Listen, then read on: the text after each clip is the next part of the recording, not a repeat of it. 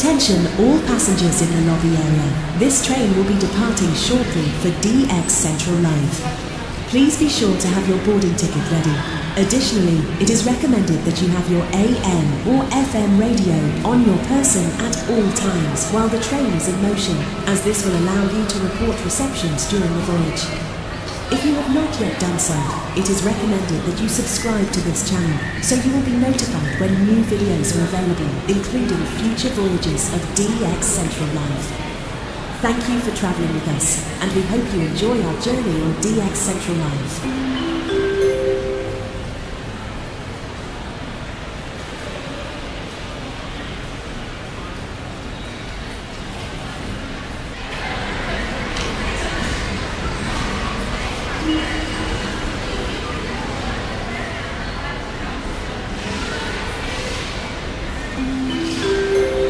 Attention all passengers in the lobby area. This train will be departing shortly for DX Central Live. Please be sure to have your boarding ticket ready. Additionally, it is recommended that you have your AM or FM radio on your person at all times while the train is in motion, as this will allow you to report receptions during the voyage. If you have not yet done so, it is recommended that you subscribe to this channel so you will be notified when new videos are available, including future voyages of DX Central Live. Thank you for travelling with us, and we hope you enjoy our journey on DX Central Live.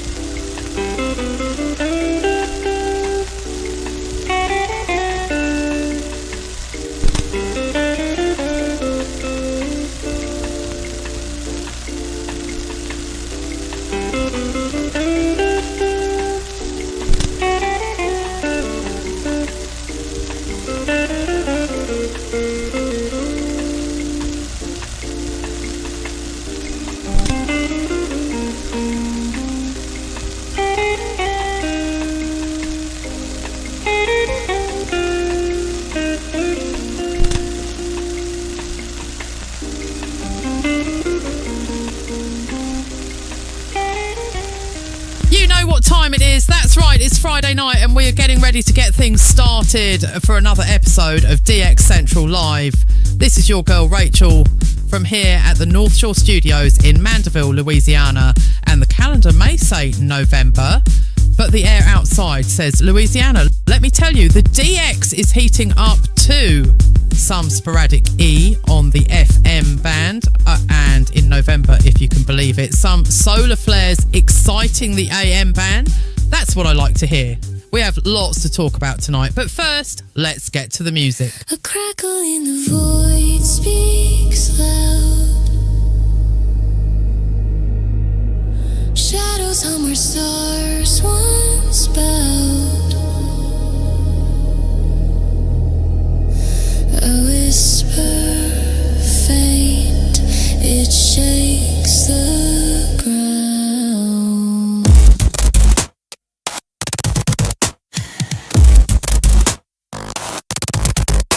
Static light ghost in the machine. Frequencies lost, where have they been?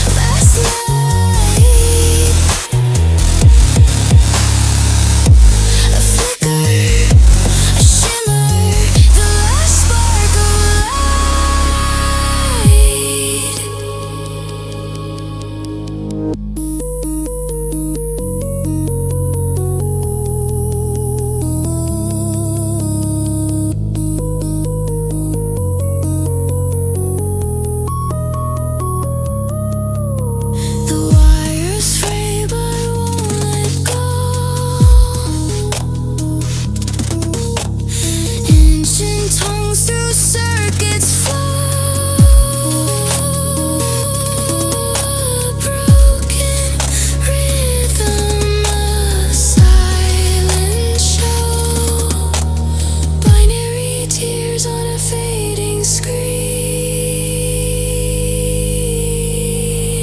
fragments of dreams we've never seen.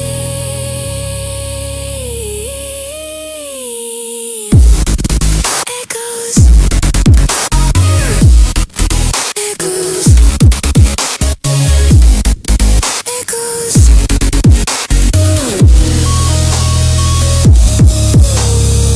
The last signal cries a lonely beacon in abandoned skies. Wolves hearing, fearing the end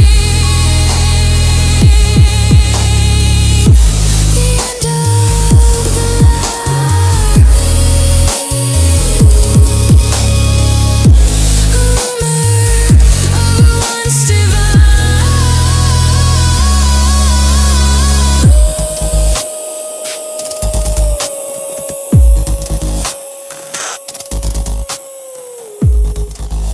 That's a bit of a creepy thing to think about, innit? The last radio signal on Earth?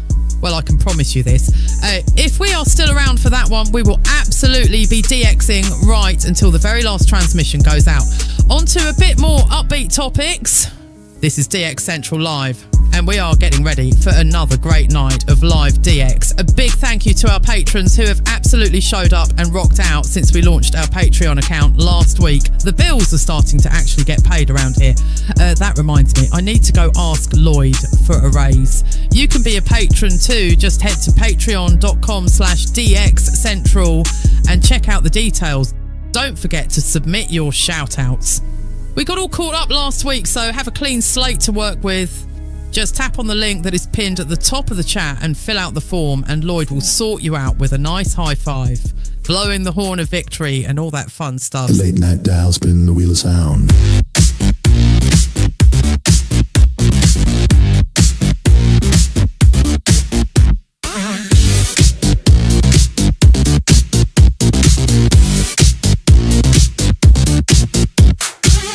Late night dial, spin the wheel of sound. The static fades, the rhythm's found. Fingers tap on the cracked dashboard. Every beat feels like a reward. Neon lights buzz in the air. Electric pulses everywhere. Turn it up, turn it loud. Radio groove, got me proud. Best beats on the station, feeling my vibration. Turn it up, turn it loud.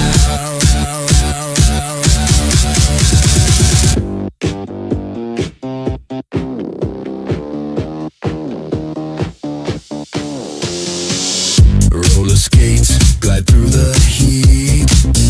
Concrete jungle moves my feet. DJ voice like a robot king.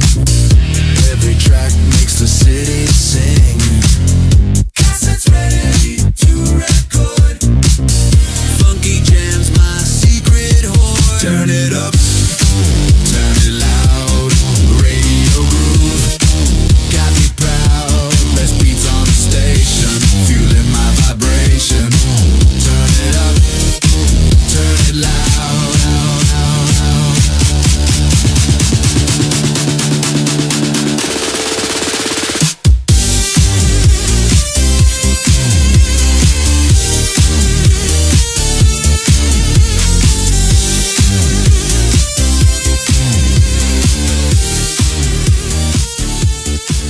Your girl Rachel bringing you some DX infused music to get us in the right frame of mind for tonight's episode of DX Central Live. We meet here every Friday night at 00:45 UTC, that is 18:45 Central Time, for live DX tips, tricks, shout-outs and more, with Lloyd over in Studio 8 in our North Shore studios. Another busy week for us here at DXCHQ. mostly behind the scenes work and some long-term planning and whatnot. Lloyd can't wait to share with you lot some of the things he has in store for DX Central.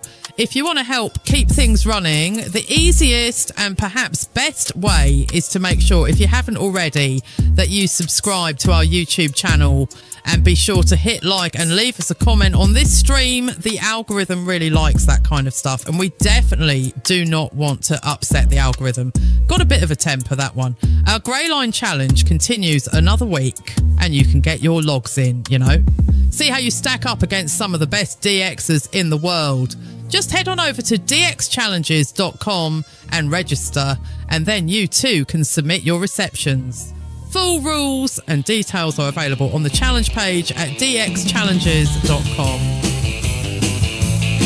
Static whispers crackle and hum out of the dark where the wild beats come. A voice rides the air like a rebel drum. The needle shakes the night. The signal burns so bright. Pirate waves, they call my name. Stealing songs to fan the flame. Pirate waves, they break the chain, and I'll never be the same.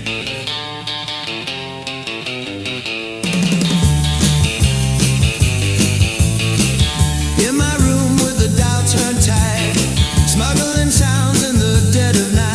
Every chord hits hard like a fist fight. The rhythm bends my spine. The melody's not mine.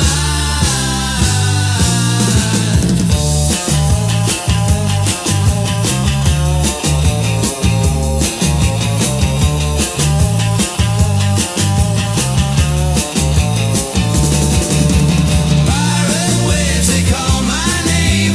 Stealing songs that fan the flame. Pirate waves, they break the chain, and I'll never be the same.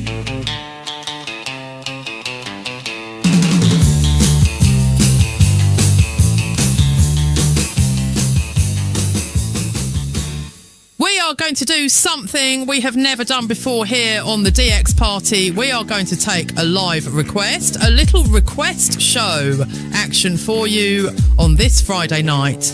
In honour of the fact that Lloyd spent many a nights at the college radio station doing the all request and dedication show. Hello, who is this? Hey Rachel, this is Mark from Kentucky. I'd like to request something from Latin America. Oh, how lovely. Something Latin America. Let's see, are we thinking Shakira? Maybe a bit of Gloria Estefan, perhaps? Oh, I know, how about some Hector Lavoe and Willie Colon? No. I mean like Radio Rebelde or maybe Radio Educacion if conditions are good. You know, a nice strong carrier from Cuba or even Mexico. Maybe Venezuela if we're lucky. Ah, I see. So not so much Livin' La Vida Loca. More Livin' La Vida Long Wire. Exactly. And if you can nudge the loop antenna towards the south, that would be great. Of course, darling, we all are looking for those Latin American signals, so we have your back, bum. And there you have it, folks. Proof that sometimes playing a hit means receiving one. For Mark in Kentucky by special request, somewhere around 1180 kilohertz or so. Let's look to the south.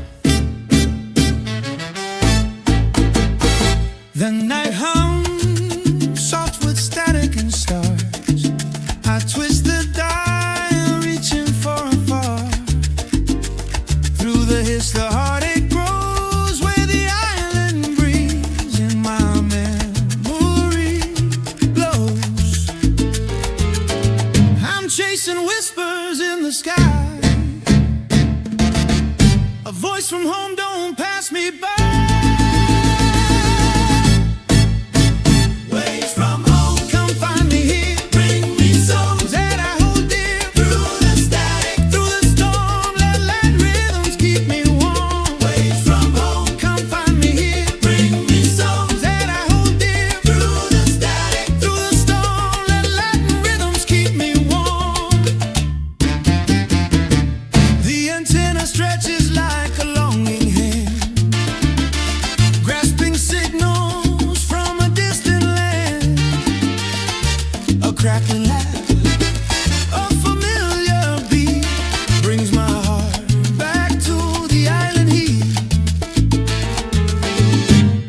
voices dance, they light the night. A melody pulls me to the light. Waves from home, come find me here, bring me songs that I hold dear. Through the static, through the storm, let Latin rhythms keep me warm.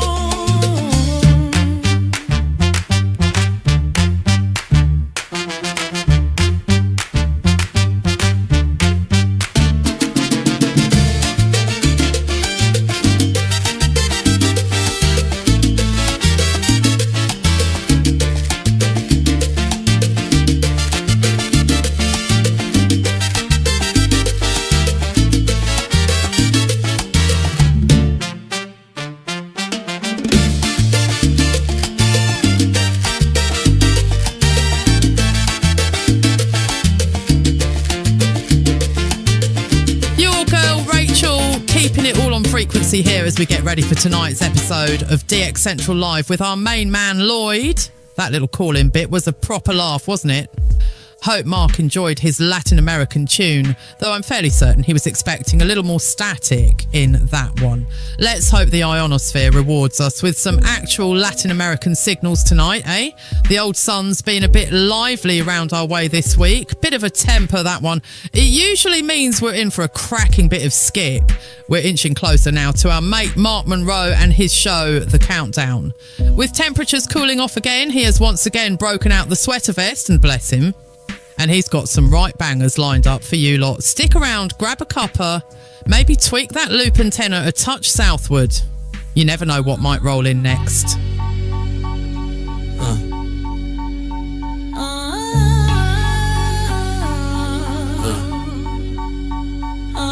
Yeah. Strong way. Turn slow. Check it out. Static calm in the night, it's alive. Tune it sharp, let the signal thrive. DX Central where the airwaves collide. 4 mics deep, not a tribe will survive. I got a hand on the dial and the ear to the sky, catching whispers from the void where the frequencies lie. AM's my weapon, I'm a DX spy, pulling stations from the ether like ghosts nearby. I hear the world in the hum of the band, Brazilian ballads in my trembling hand. Signals bending through the static and sand. DX Central where the legends all stand. DX warriors tune in the globe. AM FM, every secret exposed. DX Central where the airwaves flow. Strong signal riders let the whole world know. It's the FM bandit where the pirates grin, snatching signals from the hits within. Got the loop on lock and the tune that spins, pulling treasures from the static like buried sins. From the Bronx to Berlin, I can catch the wind, carrying stories from the places I've been. DX Central where the strength begins. Every crackle on the dial is a world of win. DX warriors tune in the globe. AM FM, every secret exposed. DX Central where the airway flow. Strong signal riders let the whole world know. Shortwave sniper with the sharp antenna, picking signals like a science from Havana to Vienna. Every bounce off the ionosphere is a new dilemma, but I hear the beat clear through the sound vendetta. Yo, the static's a map, and I'm tracing the lines, pulling voices out of time like they trapped in the rhymes.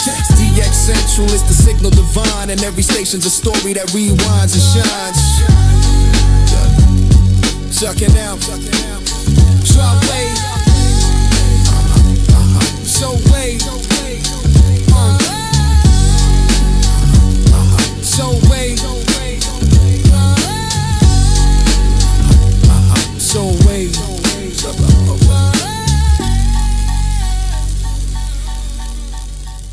Alright, you lot, I have to turn things over to our mate Mark Monroe for the countdown, as we always do at this point in the show.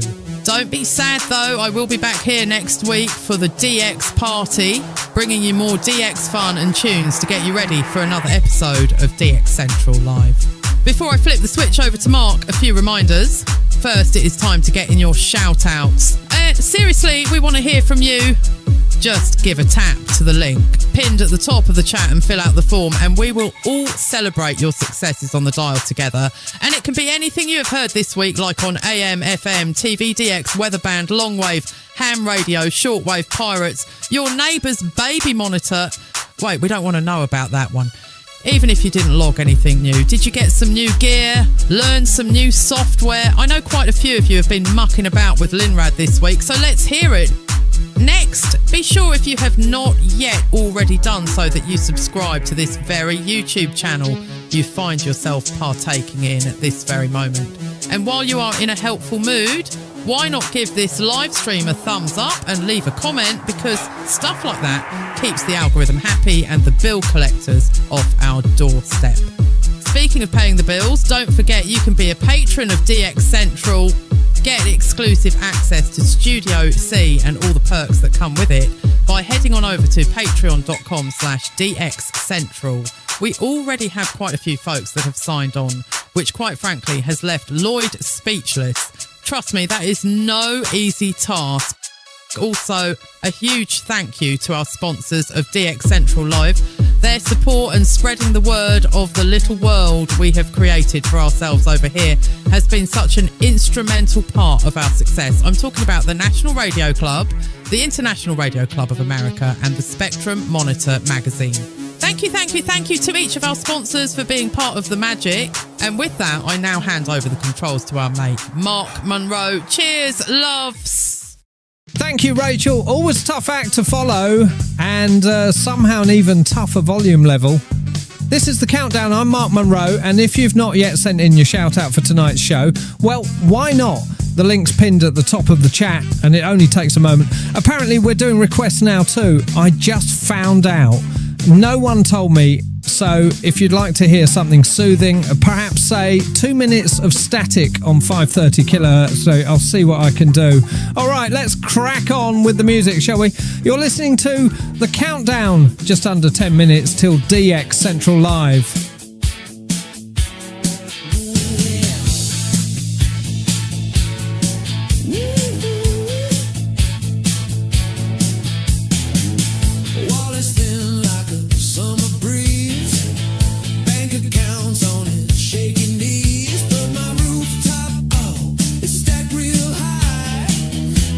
Scraping at the big blue sky. I got antennas, wall to wall, big ones, small ones, I've got them all. I can't pay rent, but the signal's clear. Antenna man's got no cash, my dear.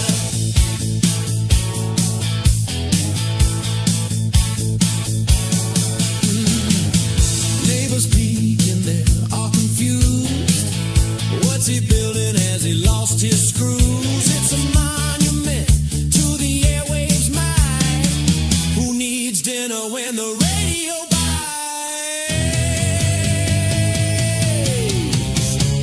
Static hums like a lover's tune. FM whispers under the moon. I got antennas, wall to wall, big ones, small ones, I've got them all. Electric dreams, but the fridge is bare. Antenna man's living on radio air. Towering poles like an alien hive. I'm broke, but baby, I feel alive. Signals crackle, they call my name. Got no money, but I'm winning the game. I got antennas, wall to wall, big ones, small ones, I've got them all. I can't pay rent, but the signal's clear. Antenna man's living on radio air.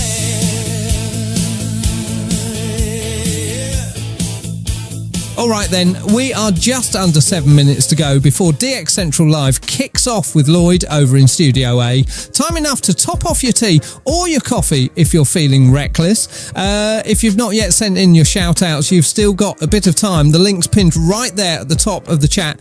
Even Rachel managed to find it, so you'll be fine. Let's see here. I noticed a few of you took me up on the offer and have already requested better propagation conditions. I'll get that forwarded straight to upper management, or the Sun, whichever replies first. Right, back to the music. And remember, this is The Countdown. 10 minutes of tunes getting us closer to the DX and the magic.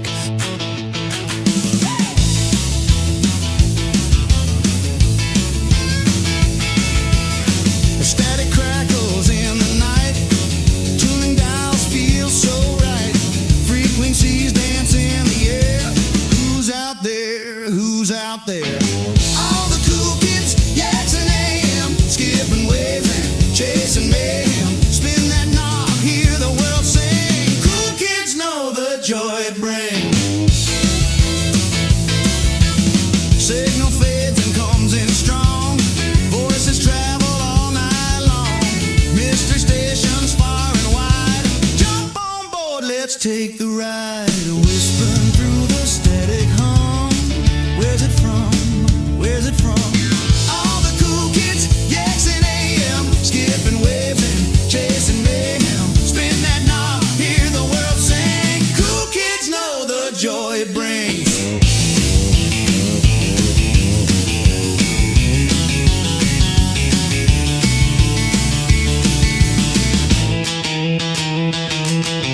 Cuba calls or London's ring. Secrets wrapped in radio strings. Late night heroes with no names. Lost in static wild game. And that one was Radio Rebels reminding us all that the cool kids are apparently out there DXing AM.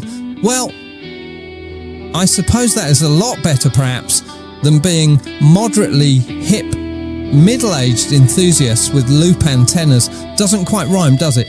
Alright, we're down to about 4.5 minutes, roughly before DX Central Live. Plenty of time to log that last cup of coffee. Up next, something a bit special, an ode to one of our own, a legend in the beverage on ground scene. You know him, you love him, Notorious B.O.G. If you're wearing headphones, brace yourselves. This one digs deep, literally.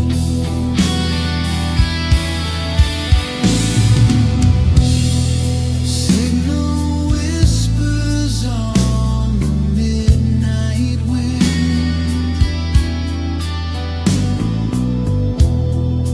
Ghosts of voices where the dark begins. Fingers twist the dial.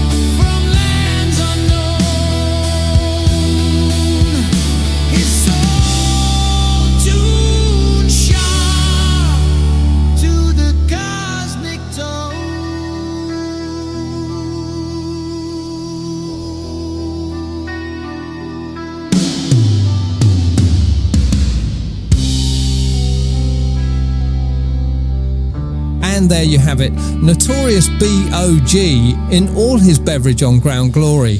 Proof, once again, that good reception starts from the ground up. That's it for the countdown, my friends. Your dials are warm, your loops are tuned, and Studio A is about to light up. Lloyd standing by with live DX, shout-outs, and whatever else the ether has to offer tonight. Stick around! DX Central Live begins right after a word from our sponsors. DX Central Live is brought to you in part by...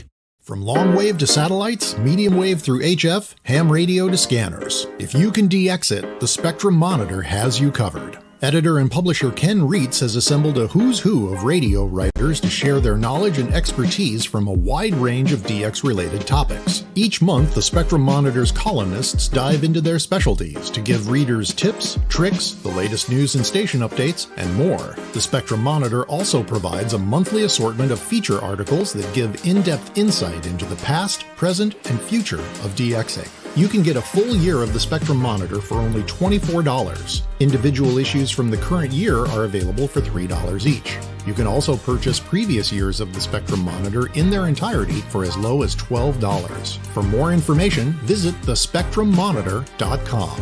That's thespectrummonitor.com.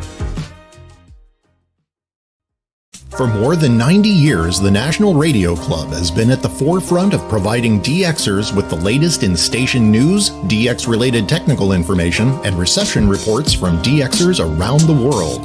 The NRC's AM radio log is the most expansive and detailed resource of station information for U.S. and Canadian radio stations that is available in any format. The club's publication, the DX News, is available in both print and electronic format and provides the latest information on call letter and format changes, construction permits, and other information to help keep DXers informed of the latest updates they may hear on the air. For more information, visit their website at nationalradioclub.org. That's nationalradioclub.org.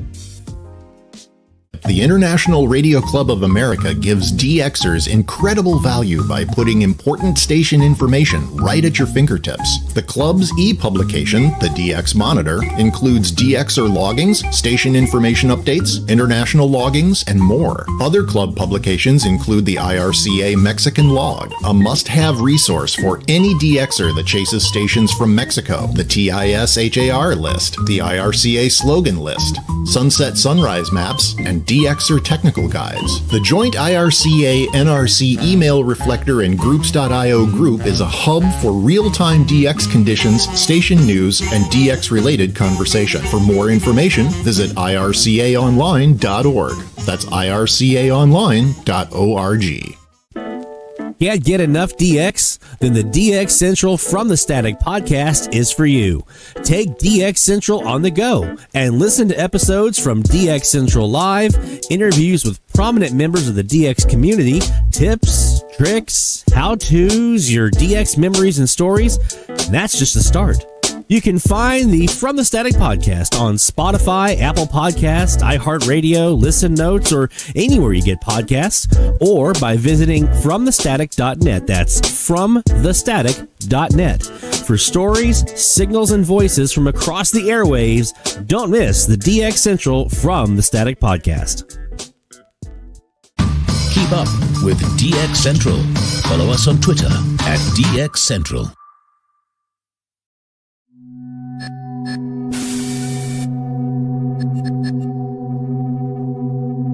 Have you spent months pointing your antennas south, only to find all the DXs coming from the north? At Reverse Propagation Specialists, we feel your pain, and we've found the cure. Using our patented inverse phase polarized reciprocal reflection matrix technology, we apply state-of-the-art guesswork and pure superstition to bring you the DX you've been missing. It's simple. You tell us what you want to hear, and we'll turn our antennas in the opposite direction. I dreamed of hearing Brazil for years. Then Lloyd and the team at Reverse Propagation Specialists aimed their antennas toward the Pacific Northwest. And that same night, Brazil came blasting in. Unreal. And it isn't just AM DX we can help with. Reverse propagation specialists have also used their state-of-the-art approach for taming the ionosphere for FM propagation too. I hadn't had an e-skip opening all summer, so I gave reverse propagation specialists a try. I didn't think it would work, but Lloyd and the team turned off all their autologgers and unplugged their antennas because of a lightning storm. Within minutes, I had more e-skip than I could ever imagine. Thanks, RPS. Whether it's AM, FM, ham radio, no matter what you DX, our experts guarantee results by facing entirely the wrong way. Services provided by reverse propagation specialists are not guaranteed to improve reception, morale, or sleep schedules. Results may vary depending on ionospheric conditions, solar tantrums, and whether you remember to ground your coax. Reverse propagation specialists assumes no responsibility for sudden auroral events, unexpected double hop openings, or the mysterious reappearance of that 80s top 40 station from Des Moines. Clients may experience temporary feelings of euphoria, disbelief, or an overwhelming desire to purchase additional antennas. Consult your local DX club before attempting any realignment lasting longer than 4 hours. Void where prohibited by the ITU or your spouse. Reverse propagation specialists, because sometimes the best direction is the wrong one. Reverse propagation specialists. Turn it away so your signals come to stay.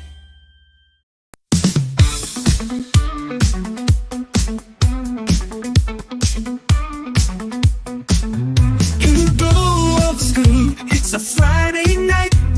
Lloyd in the North Shore, setting frequencies right. AM and FM, the airwaves collide. DX Central Live, where the signals can't hide. Tuning in the static, chasing down the sounds. Every single signal is magic we have found. All radios hum, the chatters all agree. DX Central Live is the place to be. Folks in the chat, shout out your call.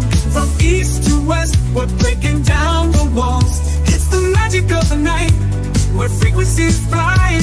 Join us now on DX Central Live. From the Gulf South to your corner of the world, this is DX Central Live. Now here's your host, Lloyd Van Horn. It's Friday night. That means DX Central Live. Good evening, my friends, from Studio A here in the North Shore Studios in Mandeville, Louisiana. We bring you live DX, a little bit of fun on the side. This is DX Central Live Season 6, Episode number 5. Very, very happy to be here with you all tonight. You guys get my sense of humor in there in the chat. Thanks. See, you're picking up on it. We have got some stuff to talk about tonight. We're going to, based on some conversations that I was seeing happening on Slack and social media, we're going to talk a bit about storage. I'm not talking about packing up your radios and putting them up in the attic. I'm talking about IQ recording storage. Holding on to those bad boys. That way you can retrieve them later. I've got a whole shelf over here of hard drives. 8 terabyte hard drives that I need to eventually get to. But also, just for those folks, I mean, there are a lot of you who are much, much more diligent than I at getting to your IQ recordings and reviewing those and then being done with it and then discarding. There are some IQs that even after I'm done with the review, I still keep them. Like several of the openings from this summer, I'm not getting rid of those. They're too special. Like the Honduras opening, the Jamaican opening. I'm like, man, those were really, really awesome. I don't want to get rid of those. I want to keep those and be able to go back later on and relive the opening.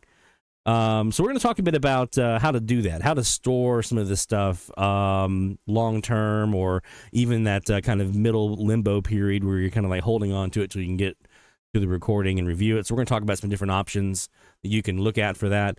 And that'll be in hour number 1. Hour number 2, we're going to, by request, talk about Jaguar. There's been several of you who have requested that we do a video, and I've been saying for 5 years I'm going to do a video on Jaguar, and I just haven't gotten around to it.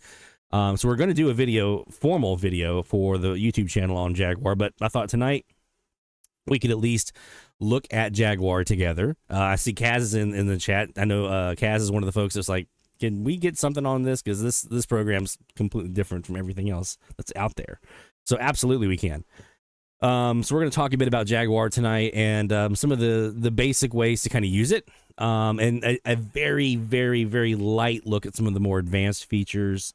I don't want to go too deep down that rabbit hole, but we're going to definitely touch on some of the things that I think are helpful for US DXers. There's other features that are super helpful, I think, more for like European DXers, but for us, maybe not as much, just because of how packed our band is and stuff like that. So we'll talk about Jaguar in the second hour. We're also going to talk about Tropo on the FM band heading down to the Gulf Coast this evening, actually, as we get ready for a cold front that's about to come through. That cold front's causing some issues, by the way, for our friend Barry up in Tennessee. You see the lightning map right now. For once, look at us. I mean, we have a little bit off the coast here, but we're pretty much in the clear. Barry, you're right dab smacking it here. So definitely protect the radios, man. So we're going to look at the Tropo forecast and see what's heading where for folks, because this front's can also produce some Tropo for other folks as well. It's actually been pretty decent the last couple of days. We're also going to look at solar activity, because Old Soul has been getting going with some CME activities recently, and it was right in time for us to have our antennas pointed away from the south, which is what prompted Reverse Propagation Services to make themselves known tonight. We're also going to talk about some sporadic E in November. Yeah, it's happening. We've had the past week, majority of the week, more days than not, have seen at least some sporadic E activity somewhere. A lot of East Coast, down in Mexico, up to the western U.S. So there's been some stuff, so we're going to take a look at the maps and see how much is actually there. It's actually, if I had to compare it, it's like a May, early May right now here in November for sporadic E, which is kind of interesting. So we'll talk a bit about that. Of course, we got your shout outs to get to. dxchallenges.com/shoutout. That's where you want to go to submit the form to get your shout outs in for what you've been hearing, new gear you've gotten, new skills you've learned, cool stuff you want to share. If you just want to say, man, so-and-so helped me with this program. I know a lot of you guys are working with Rick Kunath and Jeff right now on learning Linrad. So if you're like, hey man, I'm getting all this stuff from these guys, learning Linrad, it's cool. I'm going to do this eventually. I promise you. I just haven't had a chance to do it yet. And let's see what else. For our top of the hour tonight, we're going requests, because we're on the Gray Line Challenge, and Gray Line period is now pretty much over here in Mandeville. So we're going to go open for requests. So if you got a frequency you want us to sit on and check it out, then this is the time to let us know. As a matter of fact, we're about to do that now. I'm going to start off by request. We had a request from one of our patrons looking for 4 VEH on 840 from Haiti. So I actually took one of our antennas and moved it down to the southeast here this evening. So we're back to 125 degrees on our northwest southeast CAS. And so we're going to be looking for Dashing Through the Snow on 4 VEH on 840 tonight as our first top of the hour alert. DX Central Live Top of the Hour Alert.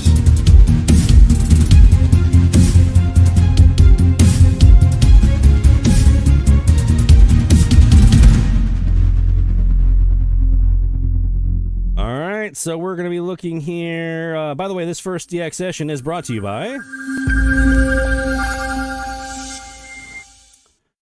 That's right. We're brought to you by the International Radio Club of America, IRCAonline.org.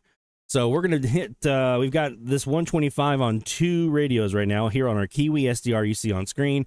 I'm also hitting record on the AirSpy so we can come back in afterwards and hit that one and try the code channel canceller if we need to, see if that makes a difference. But let's take a gander at 125 degrees on our KiwiSDR and see what we have on 840.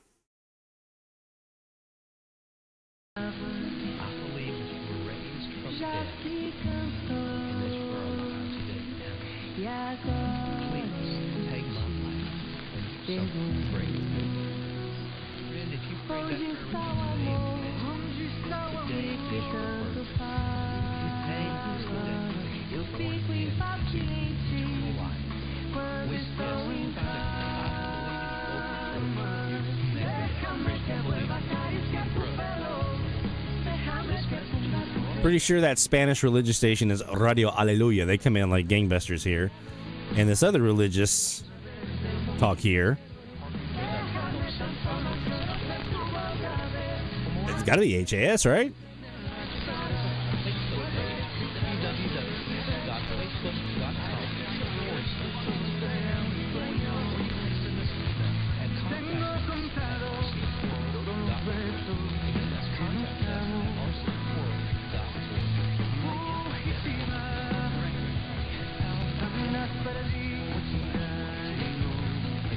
We might get a little rain this evening into the morning, but no snow. Although it's supposed to be like 20 degrees for lows after this in November, which is for us like crazy. All right, mic mute time.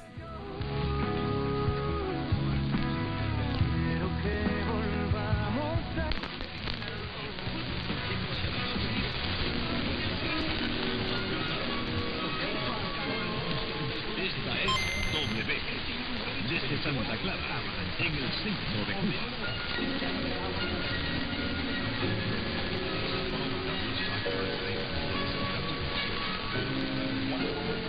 Esta es la hora en W, exactamente en la noche, 8 en punto.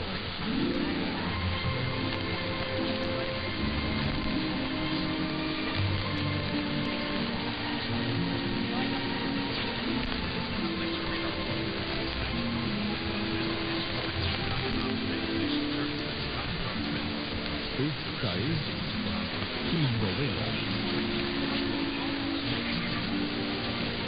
I'll go ahead and hear. Yeah, we have W from Cuba. Had the nice ID. And that little song that they played right there, that little, right before the ID, that little kind of little song jingle that they played, that is their kind of, their jingle ID that they do. And yeah, I think you're right, Kaz. I had HAS in here booming earlier, but I think I've vactroled them out enough and didn't realize it. And that might be Birmingham or Hazel Green that's in there. Because I did hear a pattern change. So they must have switched their pattern right there at the top of the hour to switch to their nighttime pattern. So that's my guess, because they just disappeared. So let's also go over here now and take a look at the Air Spy HF Plus Discovery. And we're going to hit stop on the old recorder. We're going to change this over to our baseband file player. We're going to open up this evening's file that we just made. And let's take a listen here on 840 and see what we might have caught. See if maybe we can co-channel cancel out one of these loud ones and hear that 4VEH jingle underneath. Probably not, just because I'm guessing we're probably going to have W on top, but we'll see.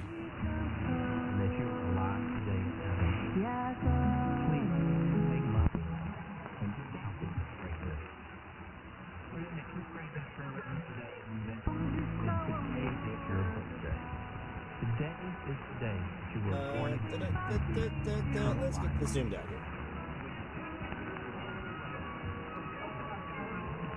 Esta es W, desde Santa Clara, en el centro de Cuba.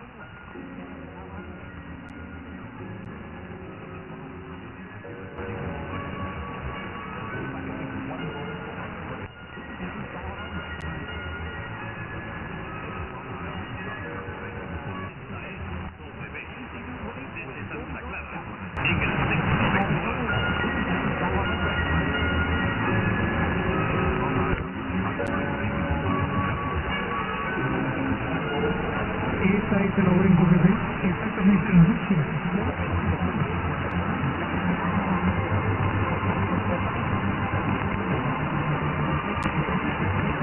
One more. Let's see if we can get rid of W here.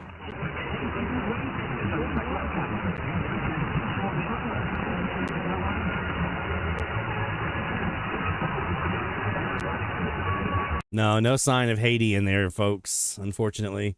I was really hoping they would be in there, but no sign of Haiti there at the top of the hour on 840.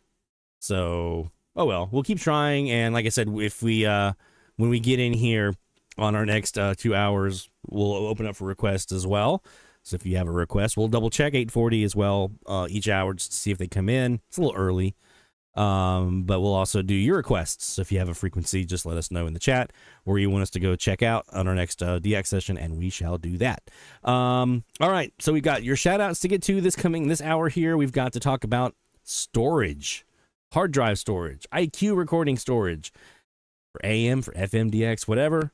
We just want to be able to record these files and hold on to them and get to them when we get to them, right? Well, we're going to talk about some options and what we use here at DX Central and what's worked well for us, but what we're looking at for our next phase of how this is all going to work for us That's down the line, but that's something we're going to be working on next. So don't go anywhere, my friends. More DX Central Live is heading your way right after this. DX Central, because we're all about radio. Visit us at dxcentralonline.com or check us out on YouTube. Search DX Central. DX Central Live is brought to you in part by The International Radio Club of America gives DXers incredible value by putting important station information right at your fingertips. The club's e-publication, the DX Monitor, includes DXer loggings, station information updates, international loggings, and more. Other club publications include the IRCA Mexican Log, a must-have resource for any DXer that chases stations from Mexico, the TIS-HAR list, the IRCA slogan list, sunset sunrise maps, and DXer technical guides. The joint IRCA-NRC email reflector and groups.io group is a hub for real-time DX conditions, station news, and DX-related conversation. For more information, visit ircaonline.org. That's ircaonline.org. From long wave to satellites, medium wave through HF, ham radio to scanners. If you can DX it, the Spectrum Monitor has you covered. Editor and publisher Ken Reitz has assembled a who's who of radio writers to share their knowledge and expertise from a wide range of DX-related topics. Each month, the Spectrum Monitor's columnists dive into their specialties to give readers tips, tricks, the latest news and station updates, and more. The Spectrum Monitor also provides a monthly assortment of feature articles that give in-depth insight into the past, present, and future of DXing. You can get a full year of the Spectrum Monitor for only $24. Individual issues from the current year are available for $3 each. You can also purchase previous years of the Spectrum Monitor in their entirety for as low as $12. For more information, visit thespectrummonitor.com. That's thespectrummonitor.com. For more than 90 years, the National Radio Club has been at the forefront of providing DXers with the latest in station news, DX-related technical information, and reception reports from DXers around the world. The NRC's AM radio log is the most expansive and detailed resource of station information for U.S. and Canadian radio stations that is available in any format.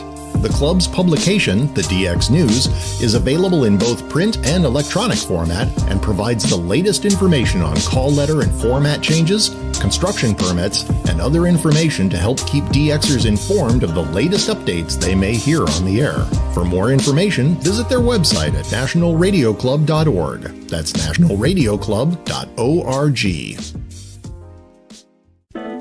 Can't get enough DX? Then the DX Central from the Static podcast is for you.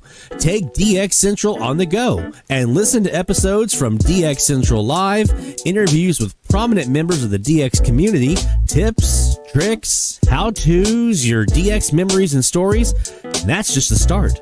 You can find the From the Static podcast on Spotify, Apple Podcasts, iHeartRadio, Listen Notes, or anywhere you get podcasts, or by visiting FromTheStatic.net. That's FromTheStatic.net. For stories, signals, and voices from across the airwaves, don't miss the DX Central From the Static podcast. Keep up with DX Central. Follow us on Twitter at DX Central.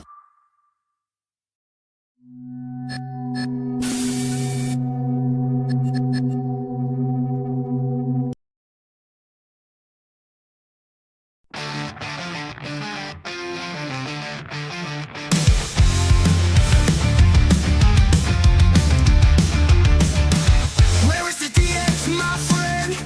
Search the airwaves till the end.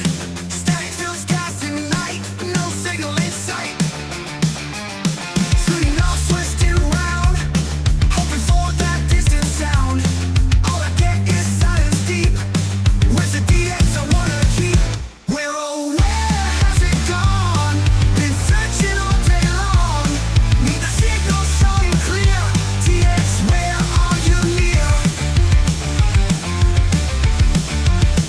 From the DX Central North Shore Studios, this is DXC Live. Now here's your host, Lloyd Van Horn. DX, come save my soul. Shooting off, twisting around, hoping for that distant sound. All I get is silence. It's DX Central Live here in the North Shore Studios in Mandeville, Louisiana. We bring you live DX conversation, and challenges and shout-outs and all kinds of good stuff. Our Gray Line Challenge continues on for another week, so you still have some time to do some of that sunset, sunrise DX if you have not yet done so. Remember, it's 45 minutes before to 45 minutes after your local sunset or local sunrise for you. And that's the period that we're DXing right now. And I've caught a couple this week. I haven't had a lot of time for DX, but we have caught a couple this week, which has been nice. And fleshing out some frequencies that maybe were a little barren. We talked about that last week with logbooks and logbook analysis.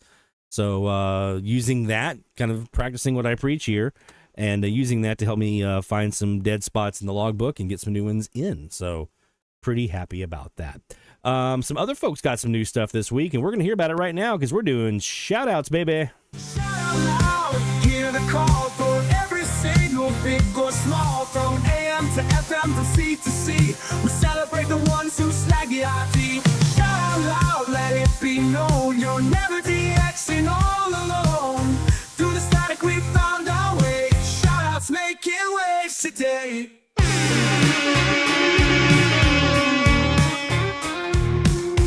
All right.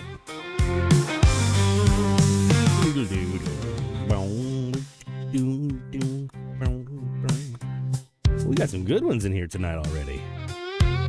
Love seeing those in there.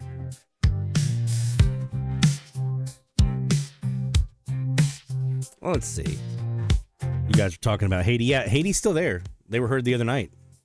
The jingle was heard the other night. What was it, Tuesday, Wednesday? I think it was Tuesday, Wednesday. Sean heard them. Heard the jingle and everything. So they're still there. Faux show.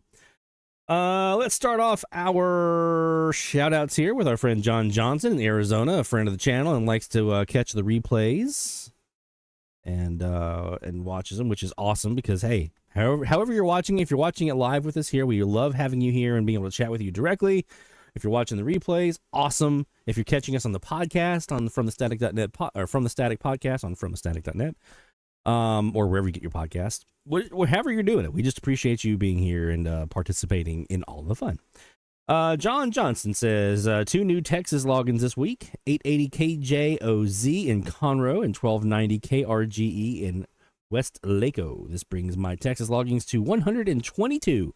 My Mesa, Arizona totals now stand at 921. I need to make a little doodad here for Texas, for folks getting Texas, especially like if it's a, new state form or something. But we already have that covered, I guess. Well, I need to do a Texas one here, don't we? Anyway, here's a nice log saw for your friend John Johnson.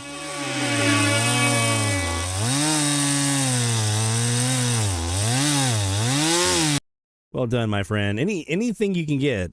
I say our Western U.S. DXers, anything you're able to get new into the logbook is impressive, right? Because even our East Coast folks, right, when you get something new and you've reached that point where getting new stuff is more rare, like you get that new and you're like, wow, I can't believe I got one. Our West Coast folks, they hit that wall way earlier, way earlier than the East Coast folks do. So whenever I see folks out West, Stephanie, Charles, John, you guys out there getting new stuff in the logbook, man, that's extra special because I know for you guys it's a grind. On the opposite side of the coast, though, we go to David up in Maine. David says, didn't do much actual DXing this week as I was bitten by the Linrad bug. Apparently, that's going around. Spent most of my time learning that. I did get one new log using RSP Duo, West and Southwest Bogs, and Linrad to phase out my local. I logged 910 KCJB in Minot, North Dakota for North Dakota number 3. My man. Heck yeah.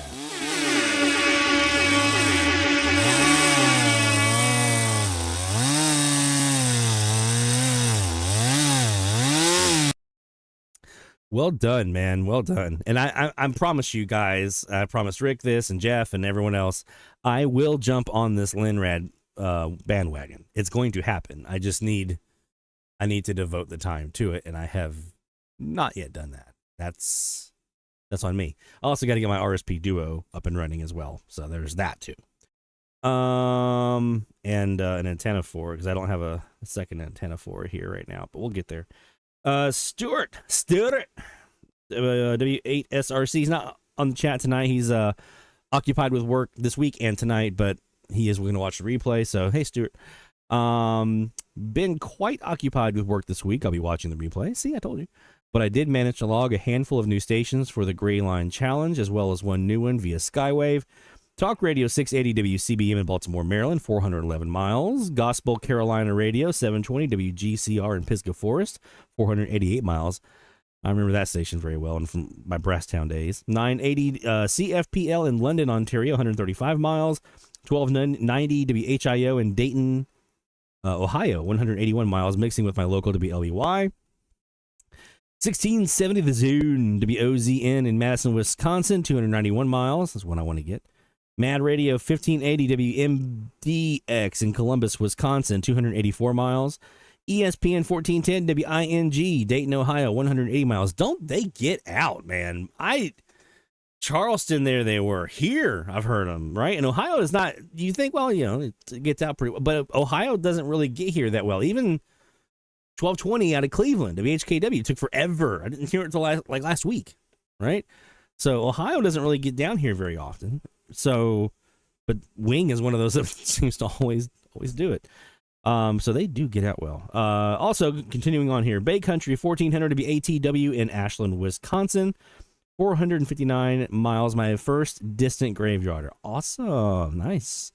1300 WNQM in Nashville, 451 miles. Sports Talk 1090 WAQE in Rice Lake, Wisconsin, 457 miles. The big one, 1070 WFLI, Lookout Mountain, Tennessee. Man, I remember those guys as well from my Brasstown days. 507 miles. 930 The Gobbler. Boy, they're about to be very active this month. KKIN in Atkin, Minnesota, 360 watts at 569 miles. I swear, as God is my witness, I thought they could fly. I additionally had a question for the group about a potential FM signal I received earlier this week when top of band E-skip was reported from New Jersey and surrounding states.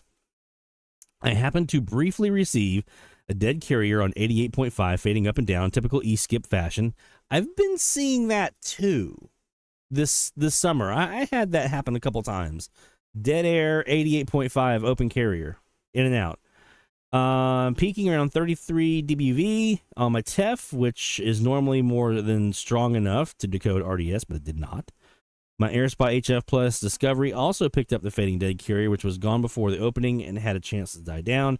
If anyone has any thoughts as to what this mystery signal could be, feel free to please let me know. Yeah, that's a head scratcher, man. Because I mean, like I said, I also saw multiple openings this year where we had 88.5 dead air. So who knows who that could be. But you guys, I know Stuart's not watching live with us. He's going to be on the replay, but send him some love in the chat right now because we got some new logs for him. We're going to start with the Wisconsin cheese cut.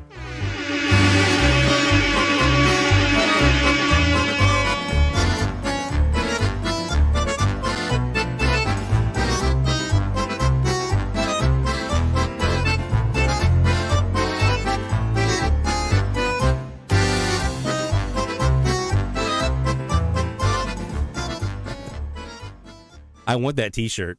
I want that turkey drop t-shirt. I got to get it. And when I do, it'll be worn here on the show. I promise you that. And we got some log song here to do for our friend Stuart as well.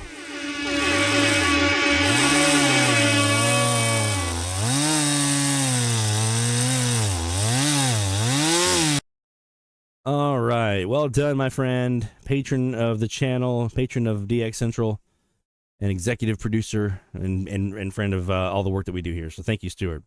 Another good friend, Greg Caniglio in New York, says, nothing earth-shattering, but a few new logs, thanks to the Graveyard Challenge on October 28th. WGCH in Greenwich, Connecticut, 266 miles. And WSOO in Sault Ste. Marie, that's in Michigan, 388 miles. November 3rd was DXing the Gray Line, but still got two new, let's see what he says. November 3rd was DXing the Gray Line, but still got the two new graveyarders nonetheless.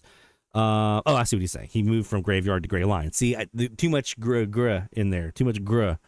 WTHU 1450 Thurston, Maryland, 258 miles. WARK Hagerstown, Maryland, 242 miles.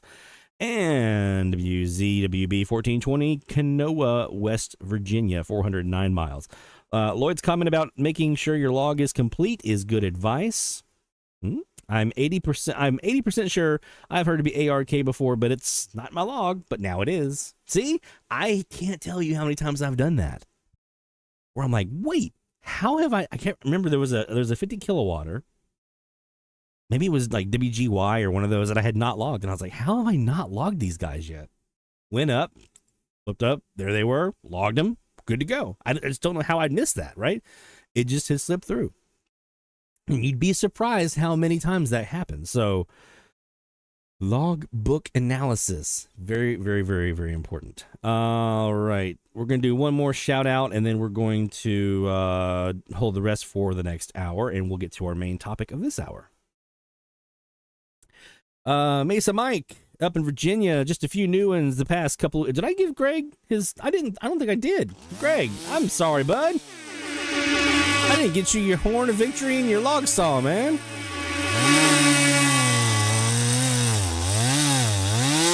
There we go. All right, now Mesa Mike up in Virginia, amazing site. This guy, his Mesa Mike's list of U.S. stations. Talking about logbook analysis, you can export this out into like a delimited file that you can import into a Excel file or Google Sheets or whatever, and then through like formulas like VLOOKUP and things like that, you can use his data to help give you data in your logbook so you can know, for instance, what's the percentage of stations in my state that I've heard? You can figure that out. You can have it automatically fill in the distance between your location and the station, because you can actually plug in your lat long on his website and he'll give you distance and bearing from your location to that station. And then you can use those formulas when you're putting stations into your logbook to say, go look up the data on Mesa Mike's site, and it'll automatically pull in anything that's US distance and bearing into your logbook if you want to do that. So you don't have to go look it up right there automatically. Great resource, guys. Just a few new ones the past couple of weeks. 870 HJAY in Barranquilla, Colombia. Something not Cuba. Finally, with WWL canceled. That is, I forgot what the network is on that one. I've heard them here. It's like radio. Oh, where's my logbook? It's going to drive me crazy. Bear with me, guys. It's going to drive me crazy if I don't remember who this was. Radio. Get my filter. I'll have it in a second. Don't worry. I just got to pull up the logbook. 70. Radio Verdad. Radio Verdad. Truth. 650 rather. H. That I? Oh yeah, it is. HIAT, Santo Domingo, Dominican Republic on 650.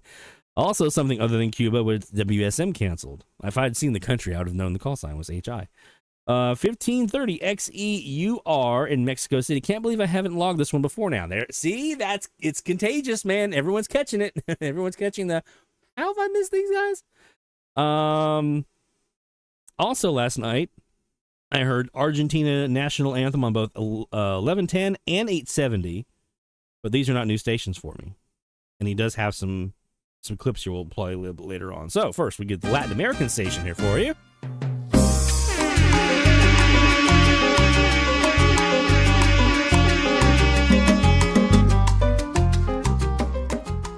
And the new Latin American stations. And we'll give you the log songs because you got me.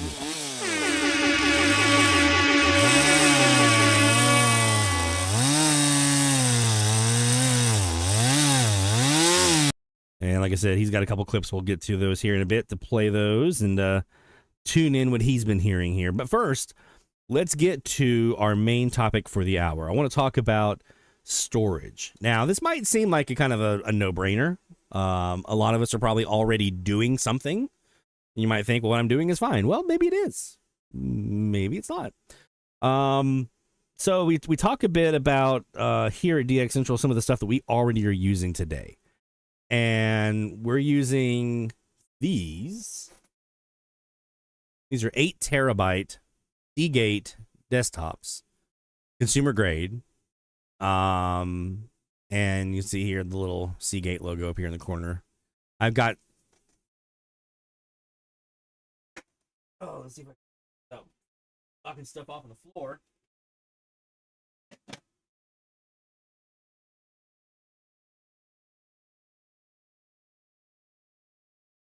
Like I said, I've got 8 of these. Or more than 8. I think I've got 6 or 7 just for FM now. And then like 10, 11 for AM.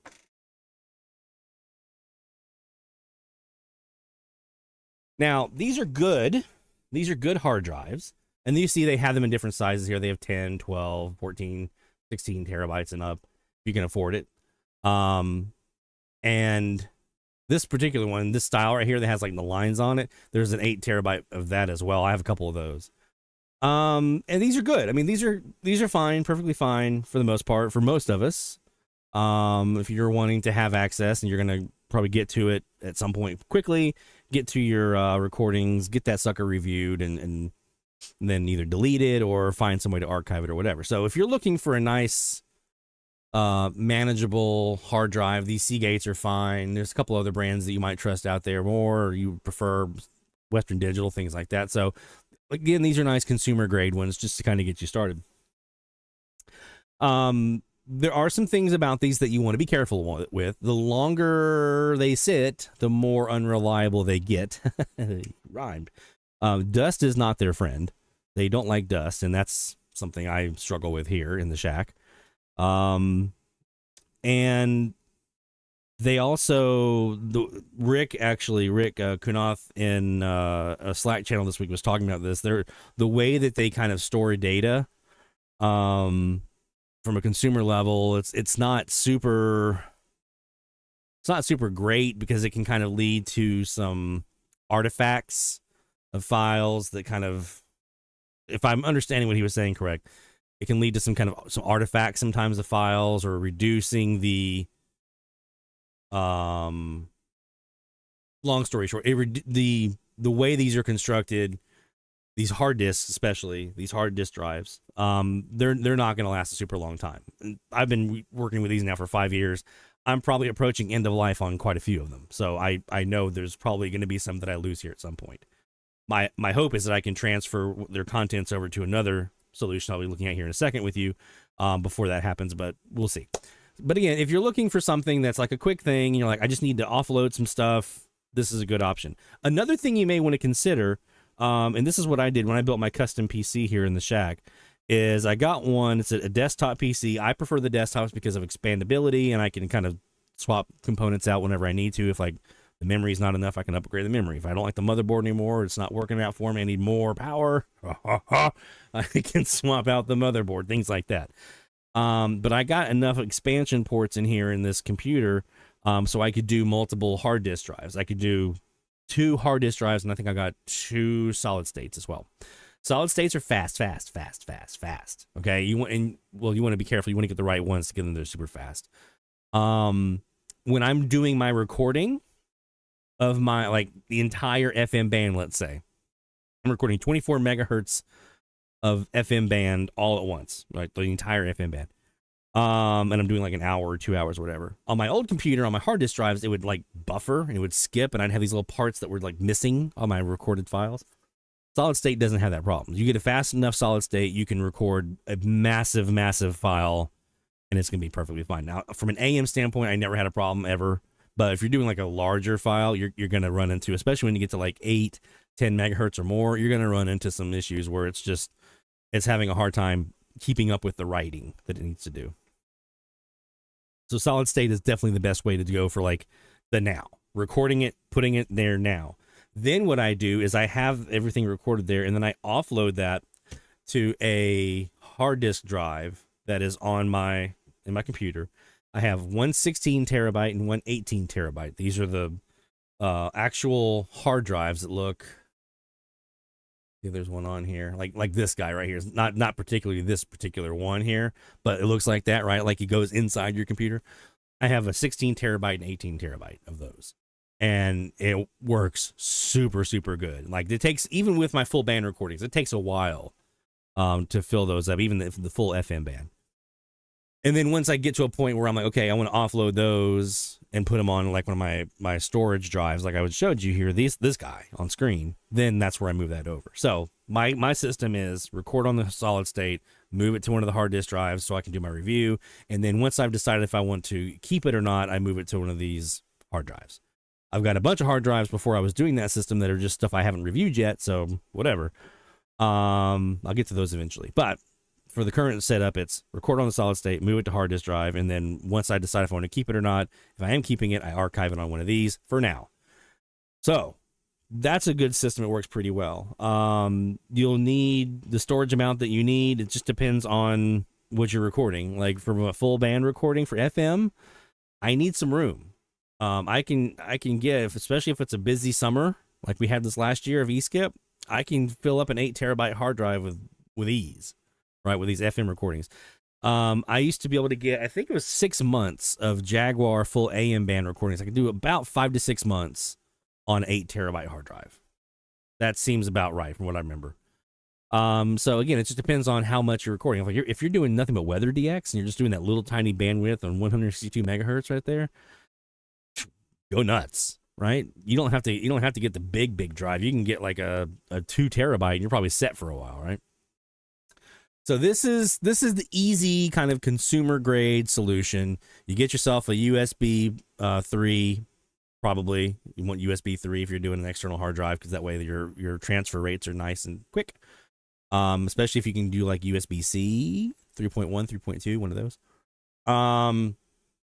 You want to do that, that'll work. However, I'm thinking ahead. I'm thinking, okay, I want long-term storage here.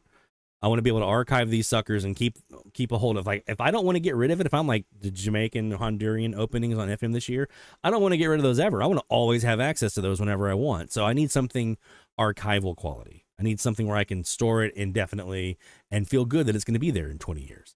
So that's where I'm looking to more, now not this particular brand, Ugreen, that you see here, but this kind of thing. This is called a NAS system, network attached storage. And what you basically have is you have a device. You can have an old computer. If you have an old computer laying around that you're not using anymore, you can configure it for this. You need to have your slots for your hard drives to be able to put it in. Or you can get a device like this that's it's built specifically for this purpose. And you have your slots in here, and each of those slots is a hard drive. And then you have to actually buy the hard drives. This $629 price tag you see on here, that's just for the container here and the computing power and everything that's on this device. It doesn't include the hard drives, so you still have to buy those. But that's kind of one of the things that I'm looking, not this particular one that you see on screen. I have an old Dell desktop over here I want to convert into a NAS server. But with this one, what you basically would have is you would have this connected to your local network. And then from anywhere on your network, no matter which computer it is, you can store all of your files on these hard drives that are in this little server setup. Okay. And so it's much, much quicker than the USB route. It is much, much quicker. And you can get some very nice size storage hard drives. I'm talking like 18, 20 plus terabytes in each one of these slots here. And the cost for that compared to the same size hard drive on those external hard drives with those enclosures is going to be way better. Okay. And you can also get better quality. Let me show you what I mean by that. I think it's Seagate Wolf. Is that the one? Iron Wolf. There's one of these that's the Pro version. Iron Wolf Pro. Here we go. This is a good example. This is an 18 terabyte NAS quality hard disk drive. So this is made to be like archival quality. 18 terabytes. Now $339 is your sticker price on this. Sometimes you can find like Prime deals and things like that where they're a little bit less, but that's the sticker price on it today. And that's renewed. So you can kind of do the math. If you're saying, okay, I need about 5 of these things for all the stuff I want to store, well, there's your price. So it's not cheap, but it is for a long-term archival quality, fast connection. That's the one that you can do. And then you can also, if you have one of those kind of setups like we just looked at here, if you were to go this route, a lot of these, you can take this little slot of your hard drive out, pop a brand new one in, close that in, and now your hard drive that had that stuff on it, you can put that into like a sealed container and store that. And that is going to be then protected from dust and all the other stuff we talked about that is not good for it. And then you can always go back to that and kind of pull that hard drive in whenever you need to access those files, but you can truly have archives of your IQ recordings this way. So I first was looking at this because I was looking at doing a Plex media server. So those of you who might know what those are, it's where you basically take like your DVD collection, your Blu-ray collection, you can rip them onto a hard drive, and then you can put all those files on a server like that. And then you can use Plex or one of these other server type apps on your TV, so you can stream from your server your DVD collection essentially, without having to get up and put the DVD and all that kind of stuff. You can search all of it right there on your screen. So I was like, oh, I really like that. Let's do that. So that's when I first started doing the research, and then I was like, well, before I do that, let's actually do that, but for DX Central, and like do it for our DX stuff, because that would be really awesome to have. No matter what computer I'm on in the house, I can store all of my IQ files in one location instead of having a little bit on this computer, a little bit on that computer, on this hard drive over here, on this hard. They're scattered all over the place. This would give me a nice central place to put that. So that is my long-term solution. My long-term goal is to do a NAS server.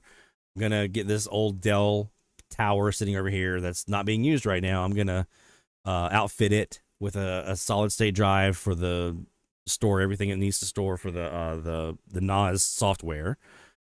So I got memory on there that's upgraded, and then I'll just start putting hard drives in. I've got a bunch of slots in there for hard drives, so I'm gonna start putting hard drives in, and then that'll be my network attached storage eventually. So the biggest cost for me on that one's gonna be the drives. That's gonna be your biggest cost, is the drives. So something to think about. And, you can make that as elaborate as you want it to be. You can have 1 or 2 drives that are 20 terabyte. And that probably, I'm weird. I have a ton of recordings. You probably have a couple of 15, 18, 20 terabyte hard drives. And that does you. And you're good. You're golden for a long time. Knock it out. And that'll be a lot cheaper than having 4 or 5 or 6, right?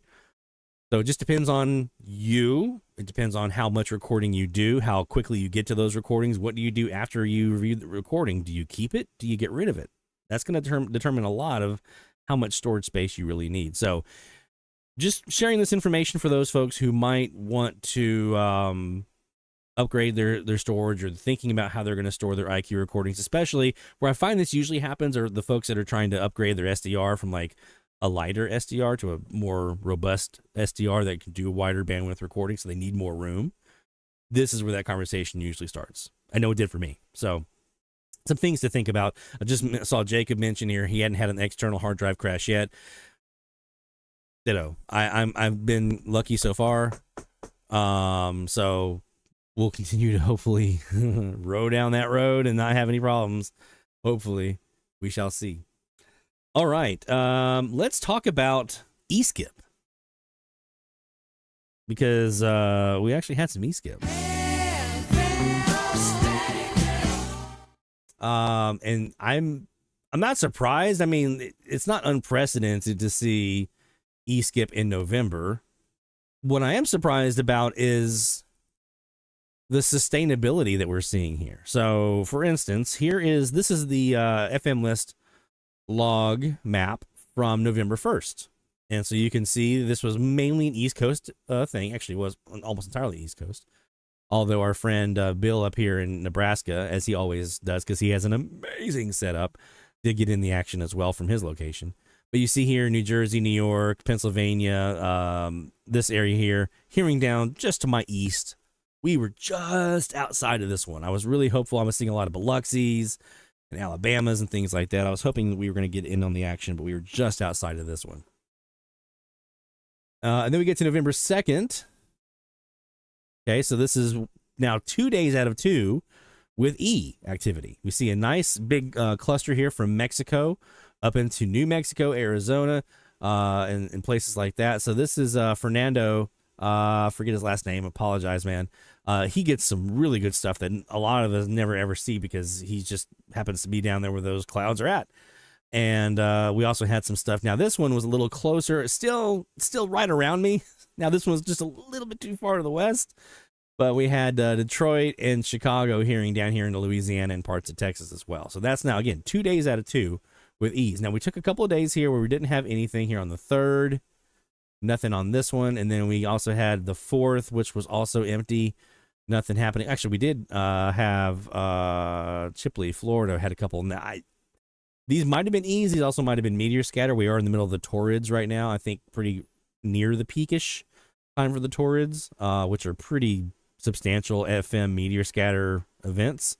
So some of these might have been meteor scatter. I don't know. I never second guess a DXer's judgment. So we get to the 5th, and now we've got some good East Coast stuff going on down here, down in the Florida, from New York, New Jersey, our friend Nick Langan up in Tabernacle, Richard here in Jersey Shore, PA, and then from Florida up into Cape Cod and Boston and that kind of area. So again, nice East Coast opening. And after they got skunked in 2024, guys, so let them get caught up because there were a lot of us that were getting DX in 2024. Even as bad as it was, we were still getting DX that they just weren't getting in the East Coast. Again, the 6th, here we had an off date. So that's 2 days so far without DX. And then we get to the 7th and we have some more here. So the thing that surprised me so far about this is not that we're getting E's, because again, E's in November is not unprecedented. It's the sustainability here. It's that we're seeing day after day after day of at least something. It is kind of like an early May where it's like trying to get something going. Now, keep in mind what's happening right now on the southern hemisphere. They're heading for peak. They're heading for their big peak of the year. Hopefully, I haven't checked in with our friend down in Australia to see how he's doing with his FM E-skip this year, but hopefully they're seeing a much better year than they did last year. Because if that's the case, then that tells me that they're getting caught up with where we were this summer. And if we're seeing some residual spillover here, which is, I don't know if that's the case, but we do get our winter late after Christmas, January thing right there at their peak. Right at the peak of E-skip season in the southern hemisphere, we get an opening, right? Up here in the northern hemisphere, usually somewhere around Christmas, week after Christmas, New Year's, first week or 2 of January, we get something usually up in northern hemisphere. Maybe we're already starting to see that ramp up a little bit. I don't know.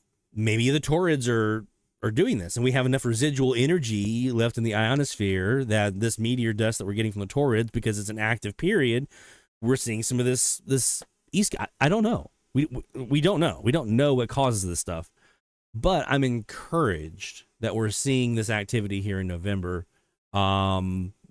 really kind of continuing the trend of what we saw in the summer, which was some smaller openings, yes. And some isolated openings in that you guys are going to get it, but you're not going to get it over here, right? We're seeing some of that here as well, which we saw a lot of that in the summertime. But we're seeing repetitiveness. We're seeing things consistently showing up. That's the key for me. As long as it's showing up, I'm feeling better about where things are at. So. Nothing for us here on the sporadic E. We've missed out, as I know, not a lot of us have missed out here, but for those who did, we celebrate for them. We blow the horn of victory because, hey, DX for one is DX for all of us, because eventually it'll be your DX. May not be today, but eventually it will be your DX. All right, we're gonna take a look. Speaking of FM, we're gonna take a look here. We're going to take a look at the Shoppo forecast in the next hour because it's cooking. We got something cooking tonight, and it's on the high end of the scale, which is encouraging. We also have more shout-outs to get to in this next hour as well. But I want to spend some time DXing because I haven't had a lot of time to DX this week, and I like DXing. So if you have a frequency you want us to check out, let us know in the chat.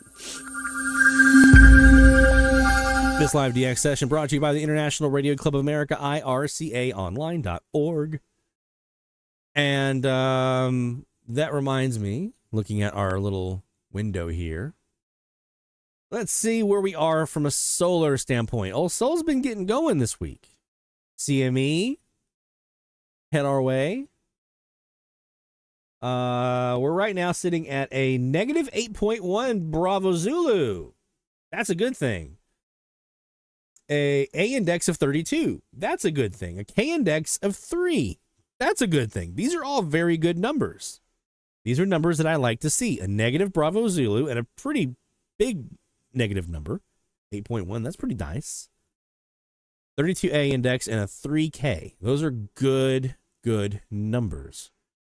And for those of you who might be wondering what I'm looking at, I mean, you can see it here on the screen above my head, but we're also looking at this guy right here. The solar terrestrial indices, as they used to say on WWV at 18 past the hour. Let me tell you, before the internet, that was my lifeline. I checked it every single hour, especially when conditions were like this, where we had high A index and K index. I was like, all right, where's the K now? Where's the K now? Is it up? Is it down? What's it doing?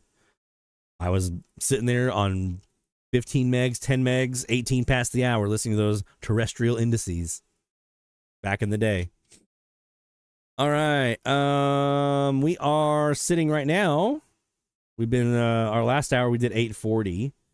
Let's just do a really quick scan. I know we kind of do this a lot when we do DX sessions, but with the indices where they are, let's just do a quick scan of our southern stuff down South America way and see how Colombia and Ecuador and some of those are coming in. So let's do that really quick.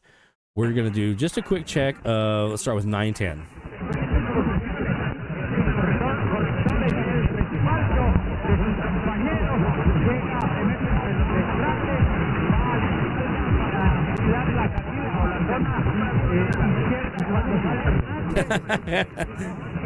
There you go, Rick.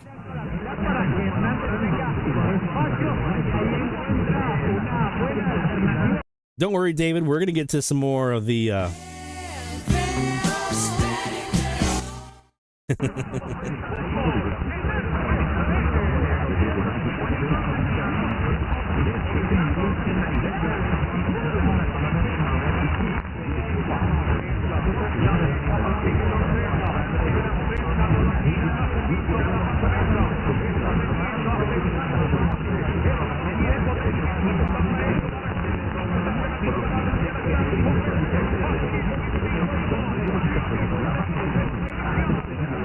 I'm just going back through and getting caught up on the chat here.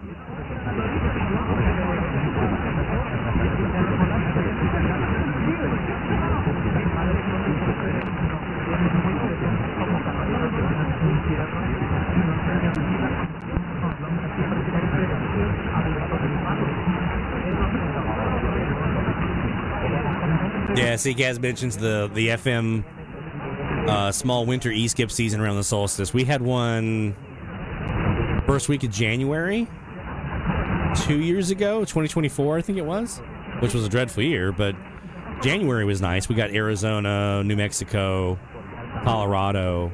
Really nice couple days of openings in January that year. All right, I'm pretty sure one of these is going to be San Andres y Providencia, which used to be RACNA, now it's La FAMA. Let's go look at 1510.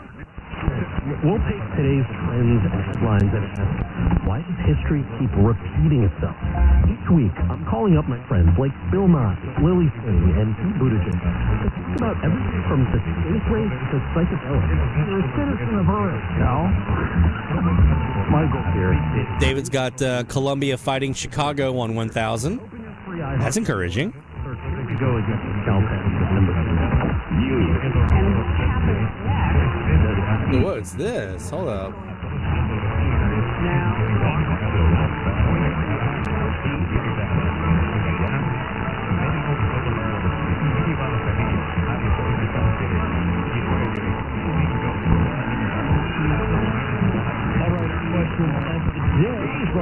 Why refi? Your private student loans are in default. You feel like the end of the road, but why refi helps you find a way forward with a low It's pretty WLAC at this point. YREFI.com. Here's interesting. That's the letter YREFY.com. I just saw this on the Rabbit Ears map. Okie dokie. Today's question comes from Nikki in Nebraska. She said, Milford, Illinois, hearing WWOZ auto-logged. About, 10 minutes ago? And that's, I mean, I don't know what their local market would be, but if they're hearing WWOZ, that's pretty solid. I mean, that's a good powered station. It gets out pretty well. Here we go. That's what I was trying to do. It is our default station here on our web server. But when you know it, I'm not getting RDS. I bet you I know why. Yeah, I got to restart my receiver. That's why I'm not getting RDS. After a while, sometimes I've noticed it stops decoding RDS for whatever reason. If you leave your TEF web server on too long, it just stops decoding for some reason. So I'll keep an eye on that. We do have a little bit of the FM Tropo starting to kind of get going here. From our location, I'll give you our decoders here. This is our S antenna. What it's seeing right now, here's our 62-foot high omnidirectional. It's getting down here into the Gulf Coast a bit. We're seeing Bay City. We're seeing just south of Houston and Galveston there and KOVE. I would expect this as we go further into the night to start to drift even further south. Looking at the Tropo forecast, we might have a chance to get down here this evening, which would be sweet. So we're going to be keeping an eye on that. And then here's our 21-foot dipole. You see the KROI. That's a Seabrook KROI here. So signal is starting to come in here on the FM side a bit. So we'll be doing some of that looking here a little later on in the show tonight on FM. So not a really big signal here out of Ecuador, but let's try getting rid of LAC and see if we even hear him in here at all.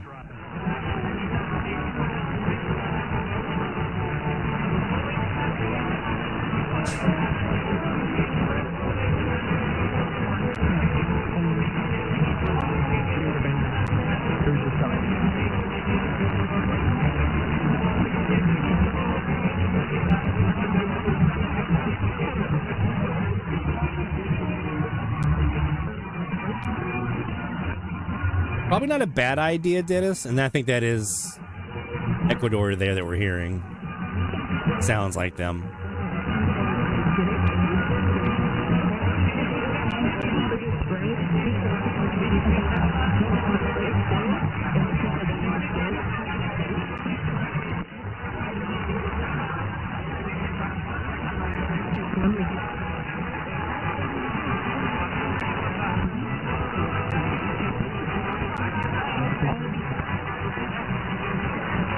That sounds like that might be them. I'd have to pull their website up to do a direct match, but that sounds very on brand for them.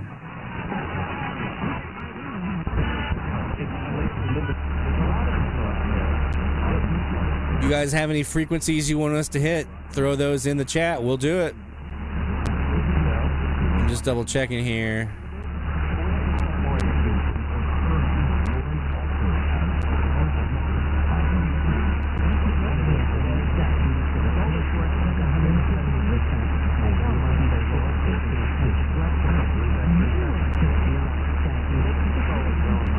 Yeah, it really does. Mike, sounds like their stuff.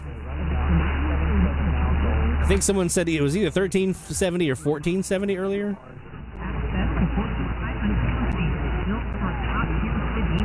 Rick wants 920. Let's go to 920.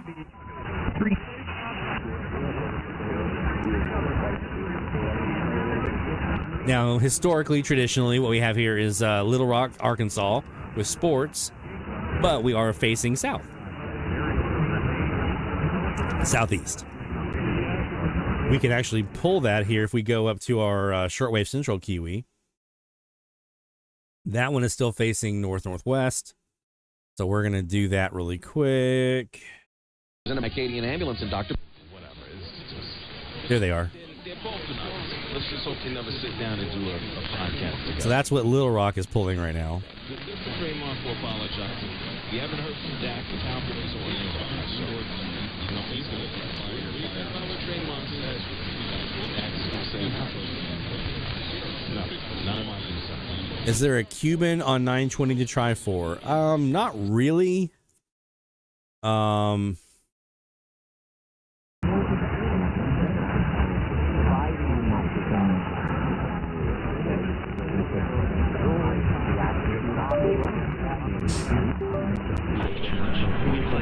Let's look at the station list here. There is a Progresso outlet, but it's a weak one. There is a station in Mexico here, XERE.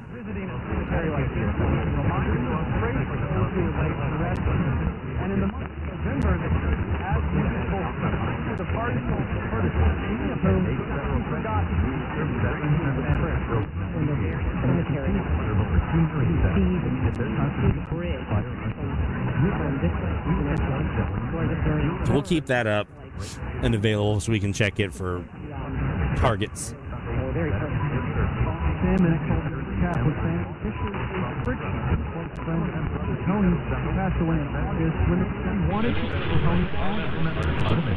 If I had to guess who this is right here beating up, I would say WGKA Atlanta.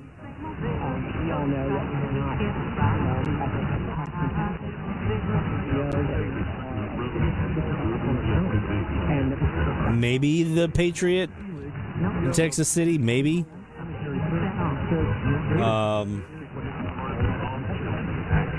Oh yeah, it's probably these guys, WDMC. Divine Mercy Radio in Melbourne, Florida. That's a pretty good bet for who we're hearing here. That sounds almost religious content.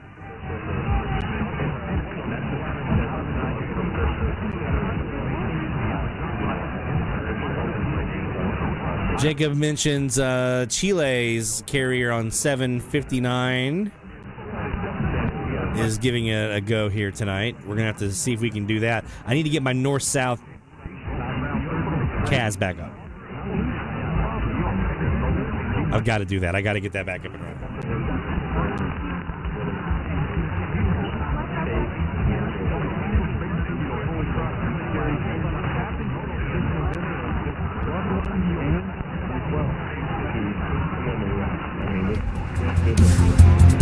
DX Central Live, top of the hour alert.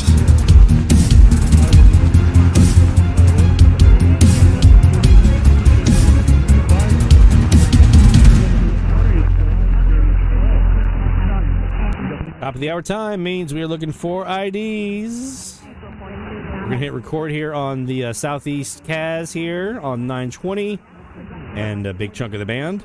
We're going to go mic off as we listen for IDs here.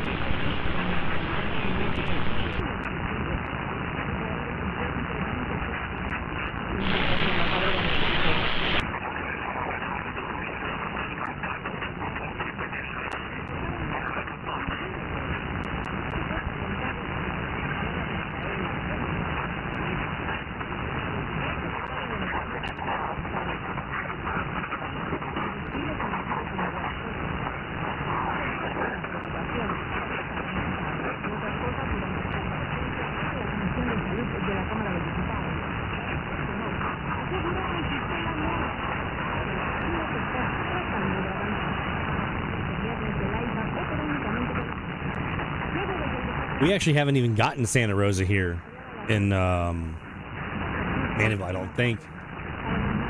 Maybe right after we moved.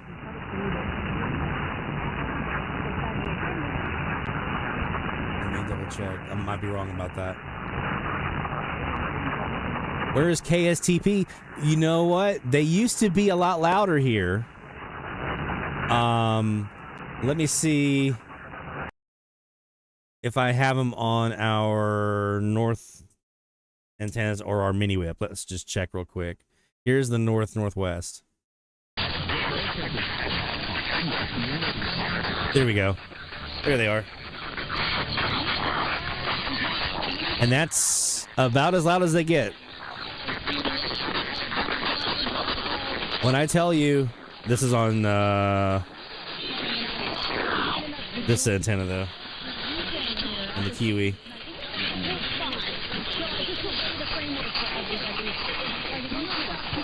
When I tell you Minnesota is like crazy hard here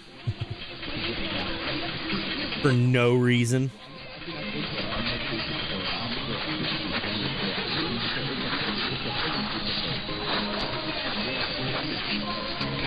And that's on our northern antenna. I don't know who that is with the operatic music there.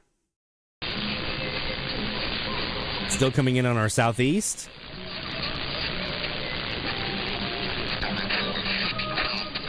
Ooh, man, that sounds much clearer on the mini whip. Oh, that's probably who that is. It's Formula Mexico City. That's probably who that is. We get FED every once in a while here. I haven't heard to be CCO in a very long time, which is just crazy. I think they did change transmitter stuff recently, right, Jacob? But they're very rare here now, honestly. Let me get rid of this slop from LAC.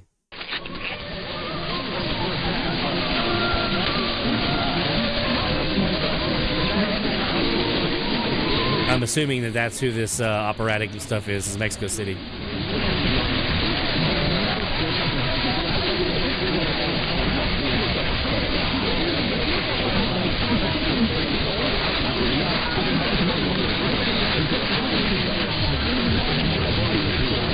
So there we go. Yeah, that's I haven't heard.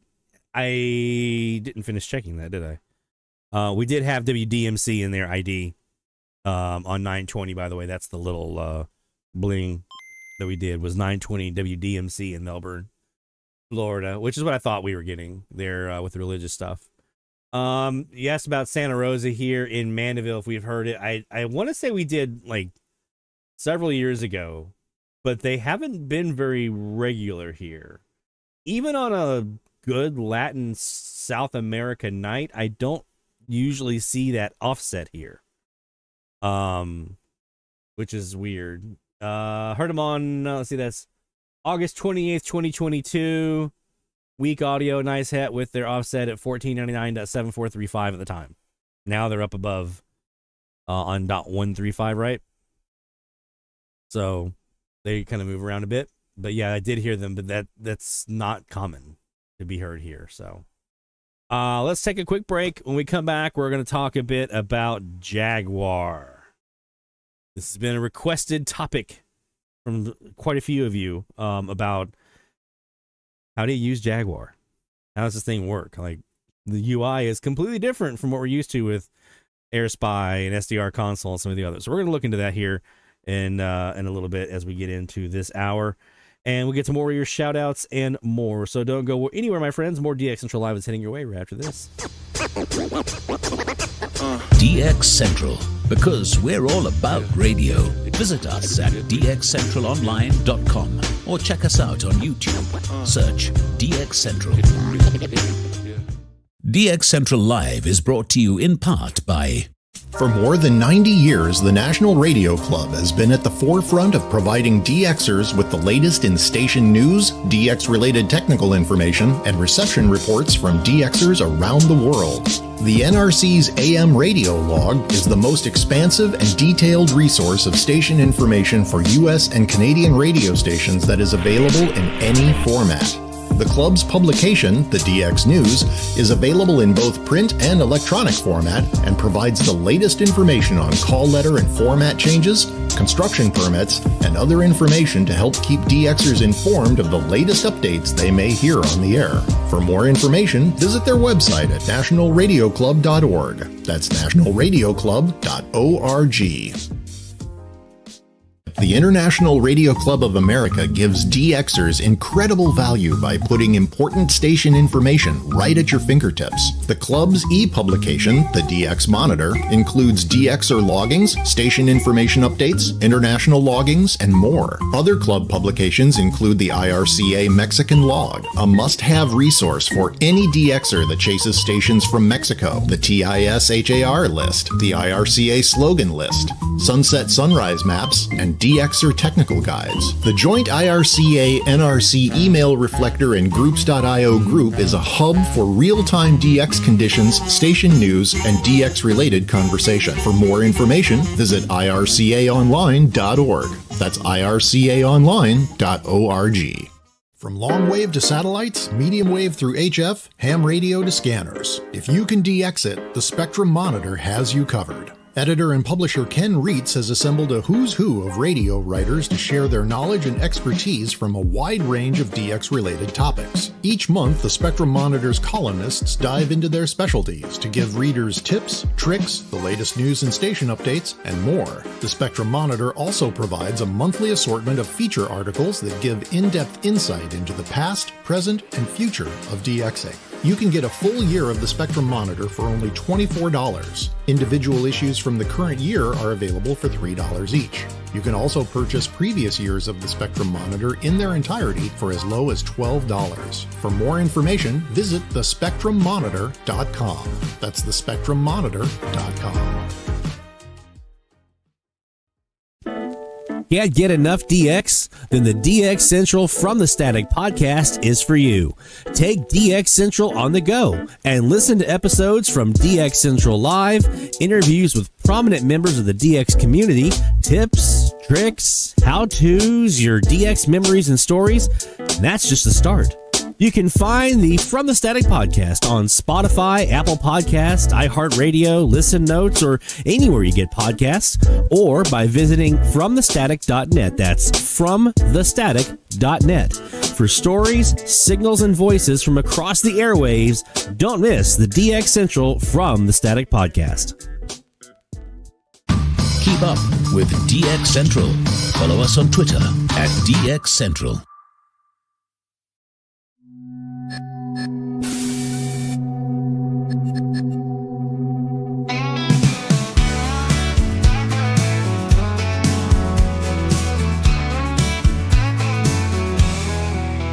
I've been dreaming about new radios down at the hardware store.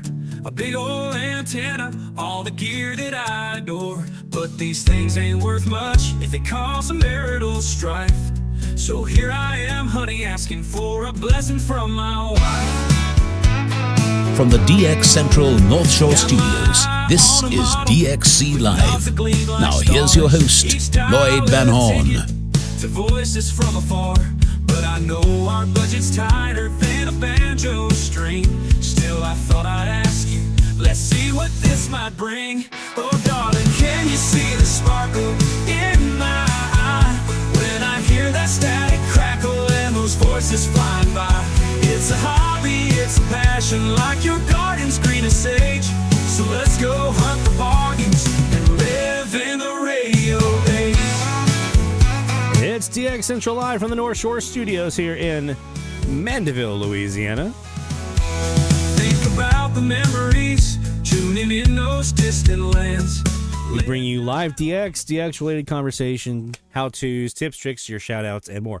Speaking of your shout-outs, I want to get to some more of those before we do our next topic here. So, what does that mean? That means we're doing a little this right here.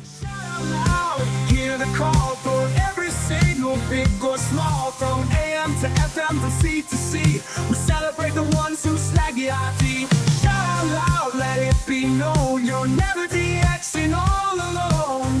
Through the static we found our way. Shout outs making waves today.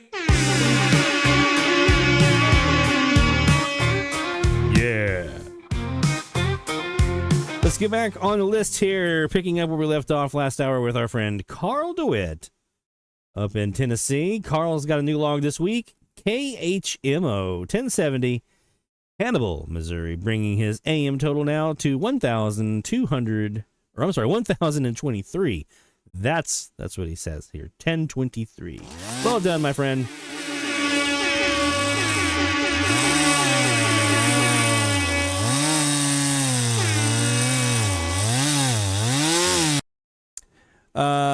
NS Norfolk Chuck says he has an 8-element end of antenna. What garbage? Really? I've got their 4-element log periodic, man, and it's worked gangbusters. So it's been really, really good for that whole broadband recording that we do on the ELAT. It's worked really, really well. So surprised to hear that not a fan of the NF, because their quality is usually pretty good. Congratulations, Carl, on the new one there, man. Next up we have Neil Ross in the chat, and a legend in the DX community. I wouldn't have probably half the logs that I do if it wasn't for this guy. His antenna design, the Kaz antenna, is Jeff's kiss, man. New this week is 1620 XECGCSU down in Mexico. This is recently new Mexican on 1620. I wouldn't even try to pronounce that. City name. 970 WEZZ in Canton, North Carolina. It used to be, what was their call letters back when PTL. WPTL in Canton. Used to be their call letters when I lived there.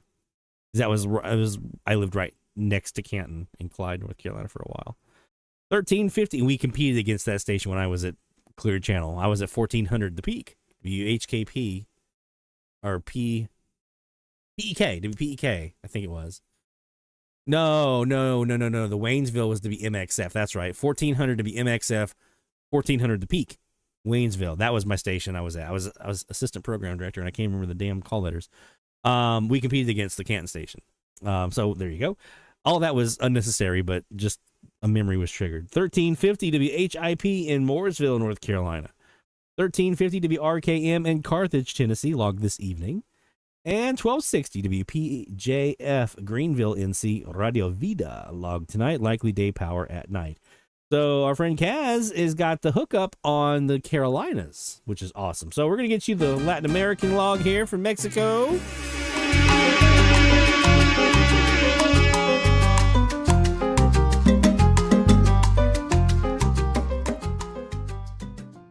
And here we go. We got the logs in the North Carolinas. Wachochi? Did I get that right? Wachochi? Wachochi? Guachochi? There's probably a little of a hua in there.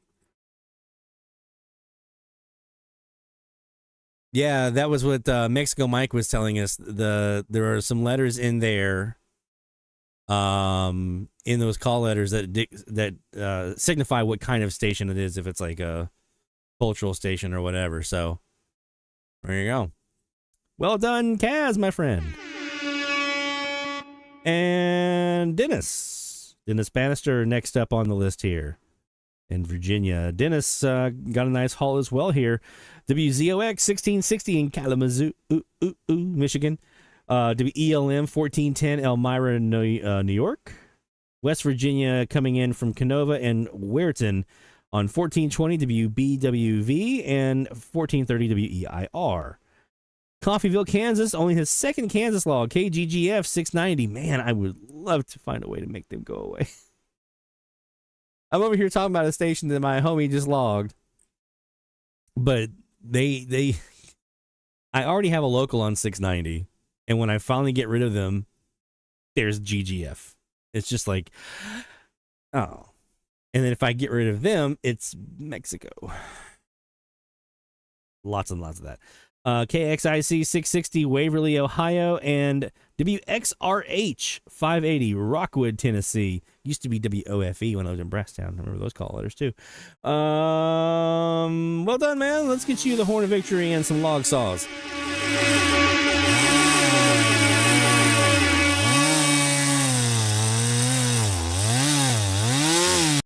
There you go. All right. So you've got plenty of time to get your shout outs in. Just go to dxchallenges.com/shoutout and you can get yours in and we'll read it here on the air. And a little bit later, we'll let you know some of the stuff that we've heard recently, because I think it's been a while since we did ours and we had a couple new ones this week. So we'll be relaying what we've heard, which isn't much, but it's something. All right. Much requested, much maligned in some circles. Let's talk about Jaguar. So Jaguar is a piece of software for the AM radio band specifically. There we go. Let's get that down there. It's specifically for AM. It's not built. You can do shortwave with it, but it's really it's an AMDX tool.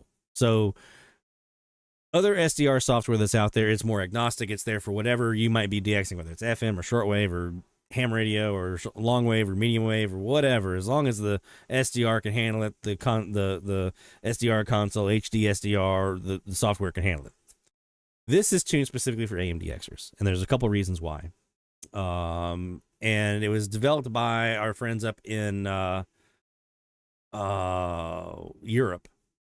I don't remember the exact country. I know IPA is, I think, was he in Italy? I don't remember. But it's our friends over in Europe who are, you think we're great about AMDX? You think we're hardcore? These folks are hardcore AMDXers and FMDXers too. They are hardcore in the DX.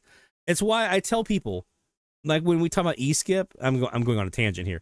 When we talk about eSkip over in Europe being so much more active than what we see over here, sometimes it's the conditions. A lot of times it's the conditions, but it's also the amount of DXers. There are far more DXers in Europe, AM and FM, than there are in the US. That's just a fact. That's an absolute fact.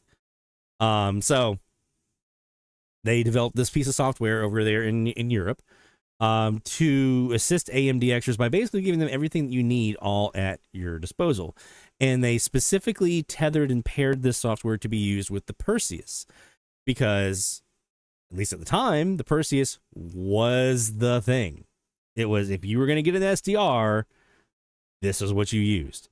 It was like the professional SDR, right?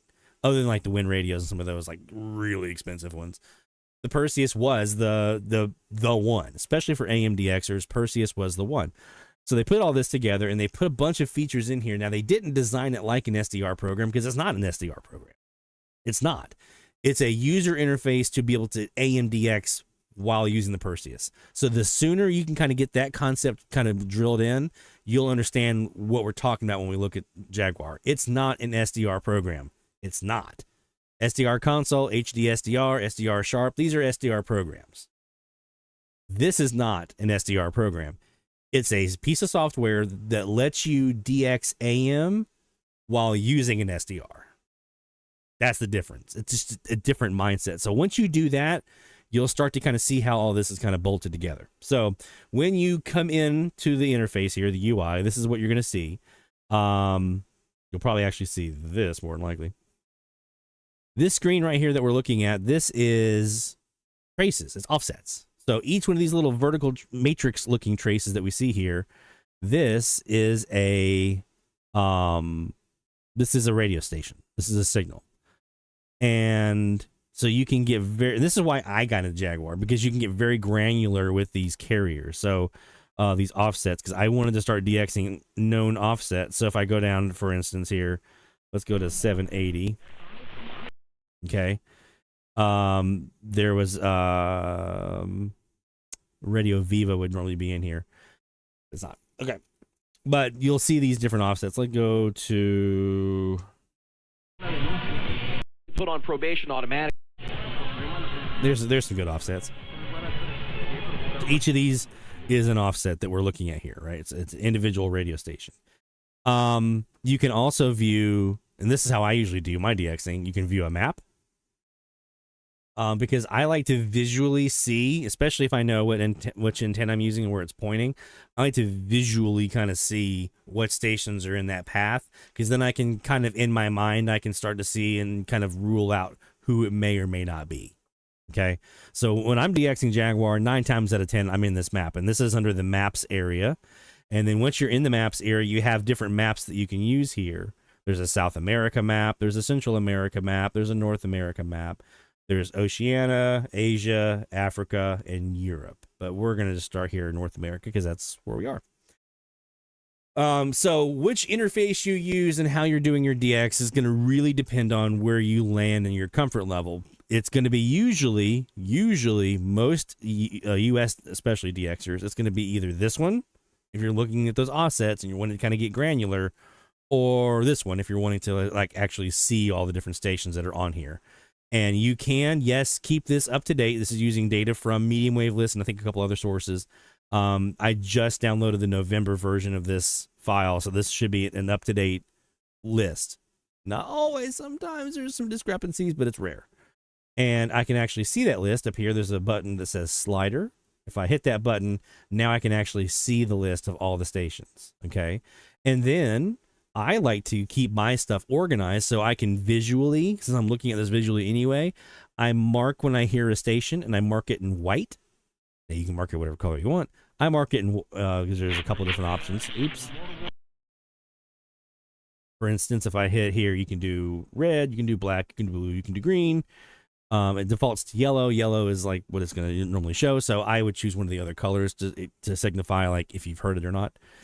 And that way, that if it's in yellow, I know I haven't got it yet. And so if I'm hearing a station and it's in yellow, that means I need it.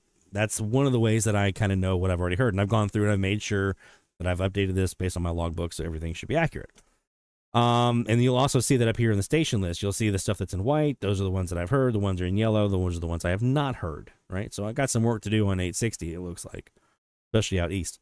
So how do we hear stuff? Well, when you pull up SDR, when you pull up Jaguar, rather, you're going to see this green bar down here at the bottom. That green bar is a time slider. So you know how in SDR Sharp, when we look at like the file broadband player, we have that little window that we can have. It looks like a heat map almost, and you have the top of it, and then that's the earlier time, and then you go down to the bottom, that's your later time in the file, and you can kind of click anywhere in there on your frequency and change from earlier in the file to later on, just or whatever. You can bounce around the time. The same thing down here at the bottom, with the exception of this is an 8-minute window. This is looking at 8 minutes at a time, and so if I record 4 hours of sunrise or sunset recording, it's going to record the whole time, the whole 4 hours, but it's going to do so in little 8-minute clusters, little 8-minute files. And so if I look at, this is a list of all the 8-minute files that it's recorded tonight. Okay. So you'll see here, that's just a list of all my files. So I can go look at any of those files. Here for me, there are a lot of really great pieces of SDR software out there. But for me as an AMDXer, I've talked about this so many times, and I actually did a video where I begged SDR manufacturers and software developers to do this as well, and no one's really caught on to it yet, but I'm going to say this again. The biggest feature for me that makes Jaguar worth it is the time bar down here at the bottom, and that it's always recording. It's always recording. So right now, as I'm talking to you, Jaguar is recording the entire AM band right now. Now, it's doing so as an 8-minute file. At the end of that 8 minutes, it will go back and overwrite the previous file, and so on and so on and so on. Unless I jump in here and I say, whoa, keep that. I can hit the record button. It'll keep that part that I've already recorded, and it'll keep recording. And it's doing so over the entire AM band. But that one feature, man, I can't tell you how many times I've been sitting at here in my shack at my desk. Maybe I'm working on a website or doing something off to the side, and then all of a sudden I hear something, I got my headphones on, I hear an ID, and I'm like, wait, what did he say? I can go over here to my little time slider down here in the bottom that's in green, and I can go back and find that location on this time slider and play it from there and hear what they said. And if it's something that I want to keep or something new, I can then hit record, and now that green changes to red, and now everything that has been recording is kept. And I get my ID out of it. How many times have you been sitting at an SDR listening and you hear an ID but you weren't recording, and then you're like, oh, I gotta scramble real quick to hit record? It happens to me all the time. All the time. I'm like, wait, what? What was that? JZQ what? This fixes that. And this is why I've been so begging SDR developers, software developers, to please figure this out and how to do this on all of our SDR programs. And I don't want Jaguar to lose a competitive advantage. I don't think it's something that they would really probably care about, because they're kind of so niche here with AMDXers. But anyone who DXs any kind of DX at all has run into this issue. FM, AM, shortwave, ham radio. Someone's run into this issue at some point in their SDR recording or the review of DX that they're doing. And like, wait, what did you say? So you can either always be recording yourself and accumulating these very large files and have to go back and manually delete them, or you can just use this. And that's what I wish everyone else would do. So that's the big thing for me here. Is down here is this green slider. This is your time area. Right above that, you're going to see these little dots. The dots are frequencies. Each one of those is a frequency. Now, right now, we're in 10 kilohertz split mode, so it's every 10 kc. If I go over here and I click 9 right here, now I'm going to see every 9 kc, right? And so there's going to be some here, these little dots you see. That's where the 9 and the 10 kilohertz splits line up, where there's US stuff there. And anything that you see the gap in the middle, that's because there's no signal there. If there was a signal, you would see a dot dimly first, and then more pronounced, like you see here with these other dots, you would see a dot there. That tells you there's a carrier there, right? That tells you on these 9 kilohertz splits, is there even anything coming out I need to worry about? You can see it. It's right there. There's another place to see it. We'll look at that here in a minute. But I'm going to go back to my 10 kilohertz. And so each one of these dots, that tells me there is a signal, a strong one, on that frequency. If I go up here to, like, let's say 1610, and let's say the 1610 dot, it actually is a little dim right there. That means there's a signal, but it's not super strong. Right next to it, 1600, super strong, right? So it's a full solid yellow. This one's a little more opaque, a little more gray, you know, it's got a little more opacity to it. It's a little more grayish. So you can do that. If you want to get to different frequencies, you can go click on the dot corresponding with the frequency you want to go to. That's one way of doing it. You can also, right here in the middle, you'll see your frequency right here. I've got my mouse pointer. I've got my scroll wheel on my mouse. I can just scroll up. I can scroll down, and I can change frequencies that way. That's one way you can do that. You'll see the time, the date over here. You'll see the time over here. That's going to be important in a minute. So just remember that. Here's your hour, minute, second, year, month, day. It does use UTC time. So if you're not used to that, that will be an adjustment for you. Everything is in UTC here. Everything's going to be UTC. So if you're already doing UTC, you're fine. So let me show you how I basically do it. So let's say I'm going to go DX. I'm going to sit on 920 like we did earlier, and we're going to DX. So how I would normally DX is I would have my station list pulled up here. My map is here, and I'm looking, and I know I'm pointing, this antenna right now is pointing west. So I'm probably looking at stuff out in this general area out here. And so this button right here in the middle, the play button, San Antonio. that's going to allow me to listen. If I push it, if I click on the pause button and I turn off my audio, it's still recording. It's still doing its thing, but I've muted the audio, so I don't have to listen to it. So if you're in live mode and you hit the pause button, it's like hitting mute on your SDR. So that's one thing you'll want to keep in mind. In live mode, there's a couple things you will want to do.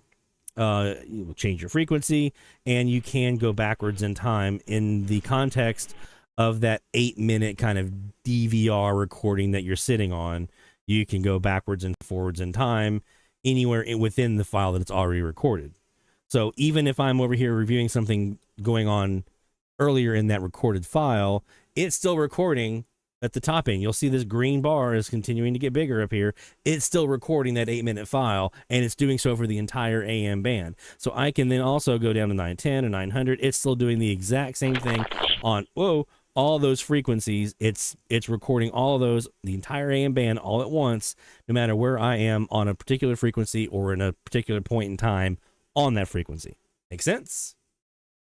So in live mode, as long as this green bar down here is green, that means right now it's recording, but it's only recording on that one file that it's going to overwrite at the end of this 8 minutes. So when it gets over here to the far right, and this area right here, if it gets all the way to the end and it comes back to the beginning, you just lost that file. It's gone. You have 8 minutes to decide if you want to keep it or not.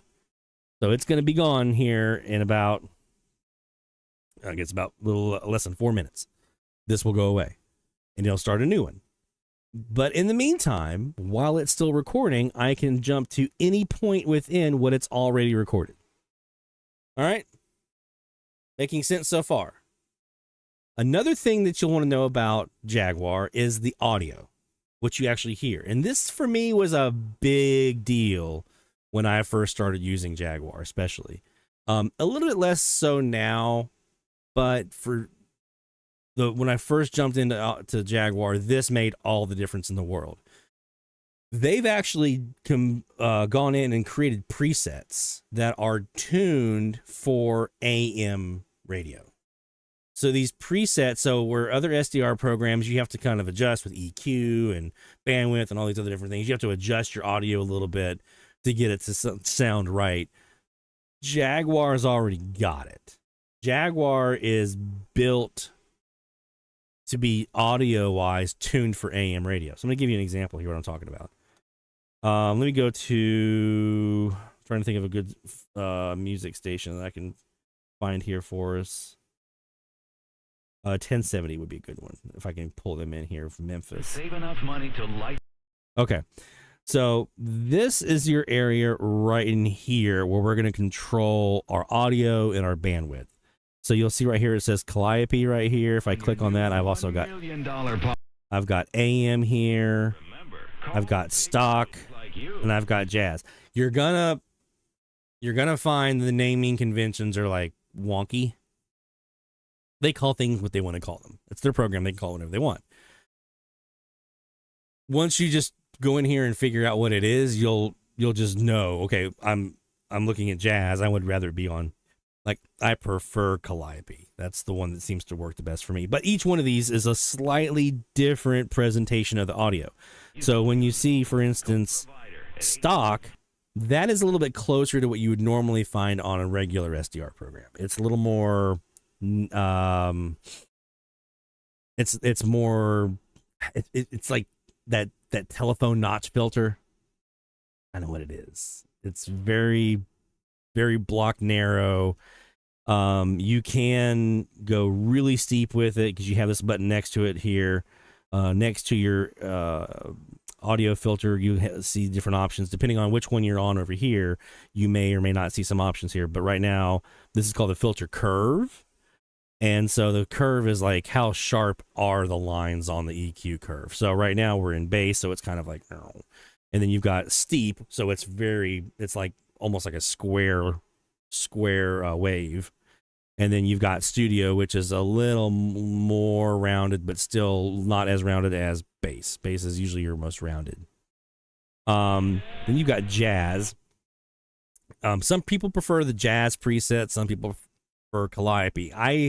For 5 years, I've been using Calliope, and it's worked well. Every once in a while, I'll try, if I'm having a hard time pulling a call sign out, I'll go to jazz, and maybe it works a little bit better, but usually I'm on Calliope. But try to see what works best for you. So you have jazz, and you have bass, steep, and studio for jazz. You've got Calliope here. You've got bass, steep, and studio for those as well. For your, again, that's changing your curve of your audio. And then you've got AM, which is just wide AM. It's just normal AM set. There's no synchronous detection here. There's none of that. It's just AM. And then the Calliope, jazz, and stock, they're also AM, but they're a little more narrow. They're reducing the bandwidth. The AM mode is wide, very, very wide. The Calliope and these others start off pretty narrow. Now you can adjust that, but they start off usually pretty narrow. There is a lower and upper sideband. You'll see it over here. There's an upper sideband and lower sideband. There's no synchronous detection. There's no binaural mode. You got lower, you got upper sideband. There's no DSB. You've got lower, upper sideband. That's it.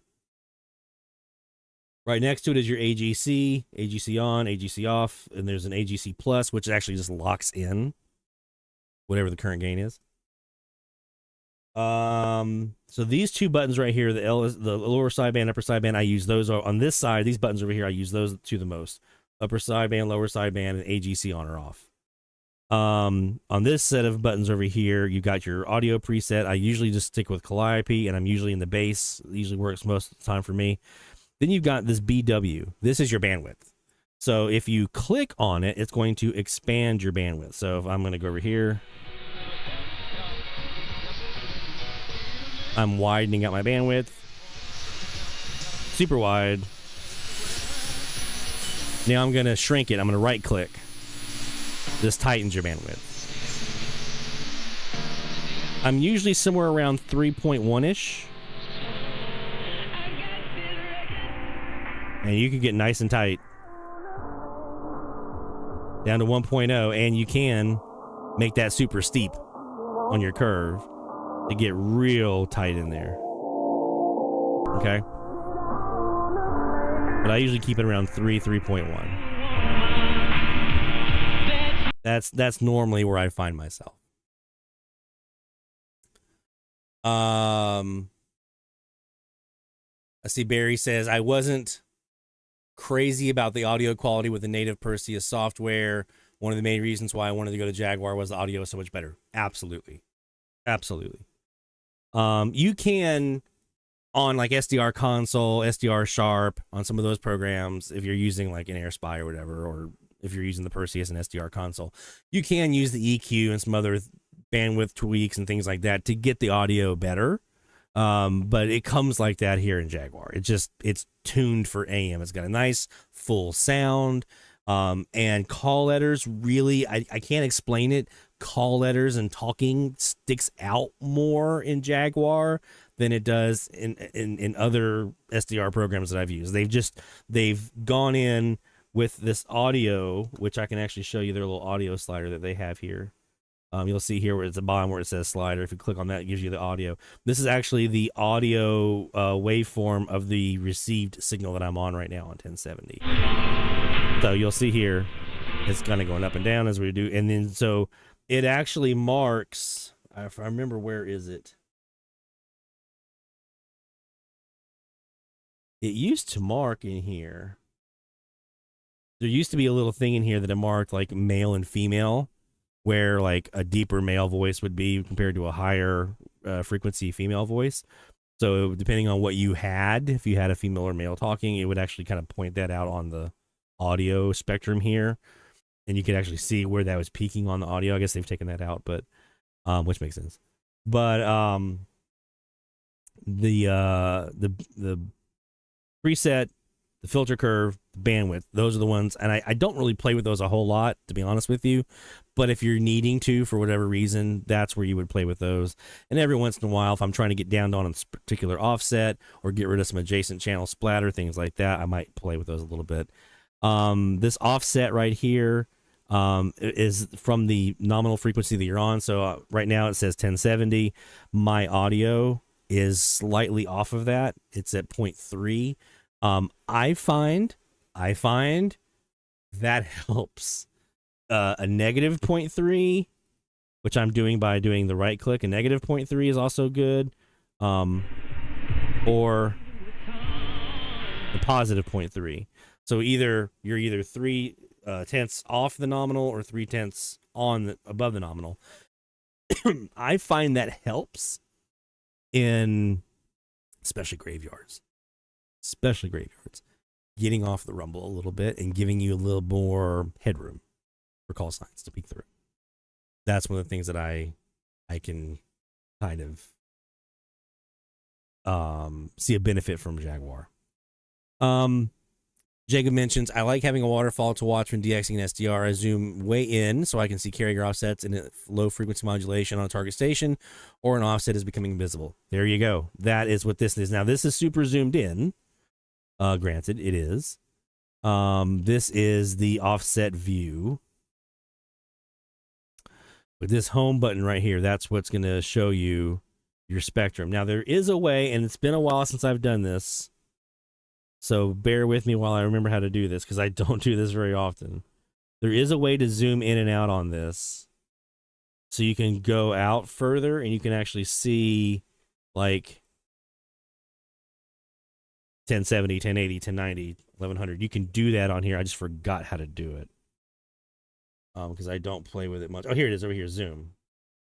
So I can zoom in, and then I can right-click to zoom out. And there you see, there's 1080, there's 1090, so forth. So it's going to give me all those different frequencies here. That's as far out as it'll zoom. That is one little bit of an aspect about Jaguar that I'm about, is that is the zoomability, and the range that I have within this zoom is not super helpful sometimes. Now, if I'm just down here and I'm just checking offsets, it's fine, especially if they're pretty close to the nominal frequency. But if you have one of those that's like dot, let's see, this is over here is .08. But if you have one, let's say like 1070.3, it's a little like, this is .21, this is .3, like over here will be .3 on the very far edge. So you get some of those South American offsets that are like way off. It can be a little tricky. It can be a little tricky to see them on this offset view because it doesn't have that zoom to that level. So that can be a little frustrating sometimes. But if you're looking a little bit closer in, like you're talking about, Jacob, where you can get kind of closer in and see those offsets kind of individually, especially zoomed way in, Jaguar has the best presentation I've ever seen for those really close in offsets. And it has for you right here the offset information, and it has the power, daytime, nighttime, format, notes from like medium wave lists, things like that. So it gives you all that station information. So I can, if I'm over here, I'm like, okay, I know there's got to be who's this offset here at dot, pick one, dot 9. Those are all really close. At dot 952. Here we go. I've got an offset here at dot 952 on 1069.952. Who is that? Oh, crap, that's Brazil. How likely is it I'm hearing them? Well, they're 10 kilowatt and 250 watts. So maybe if they're on that 10 kilowatt, right? So that kind of stuff can help you narrow down what station you're hearing. Using the station list, I use it all the time. Your maps, things like that. So depending on if you're like Jacob and you want to look at the offsets, if you're like me and I'm using the map to visually kind of help me, I'll sometimes pop over to the offsets when I need to for those situations where that's kind of needed. But I'm usually over here in the map section is what I'm usually doing my majority of my DX. Recordings. How do you do this? So I've got recording. So there's a little button over here in the bottom right hand corner. It looks like a file folder. So I just click that and then I go to my recordings and you'll see here's my recordings that I have. And so I'm just going to go pull up one here from the 4th. And I'm going to hit OK and open it. And you see how it just did that with the gray line?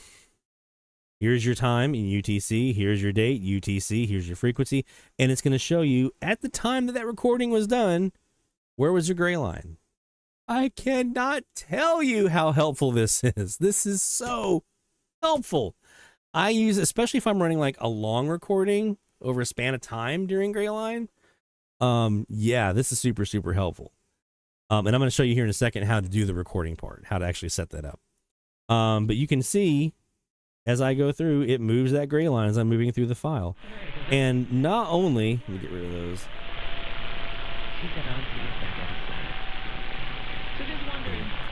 Not only can I zoom through that file pretty fast, as you kind of saw, I'm kind of like looking. Now, I can also go down here. I've got next to my pause button, I've got a right arrow or a left arrow and a right arrow.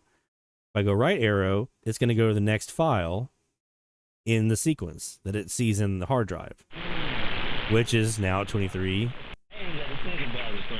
Here's 1 and 26.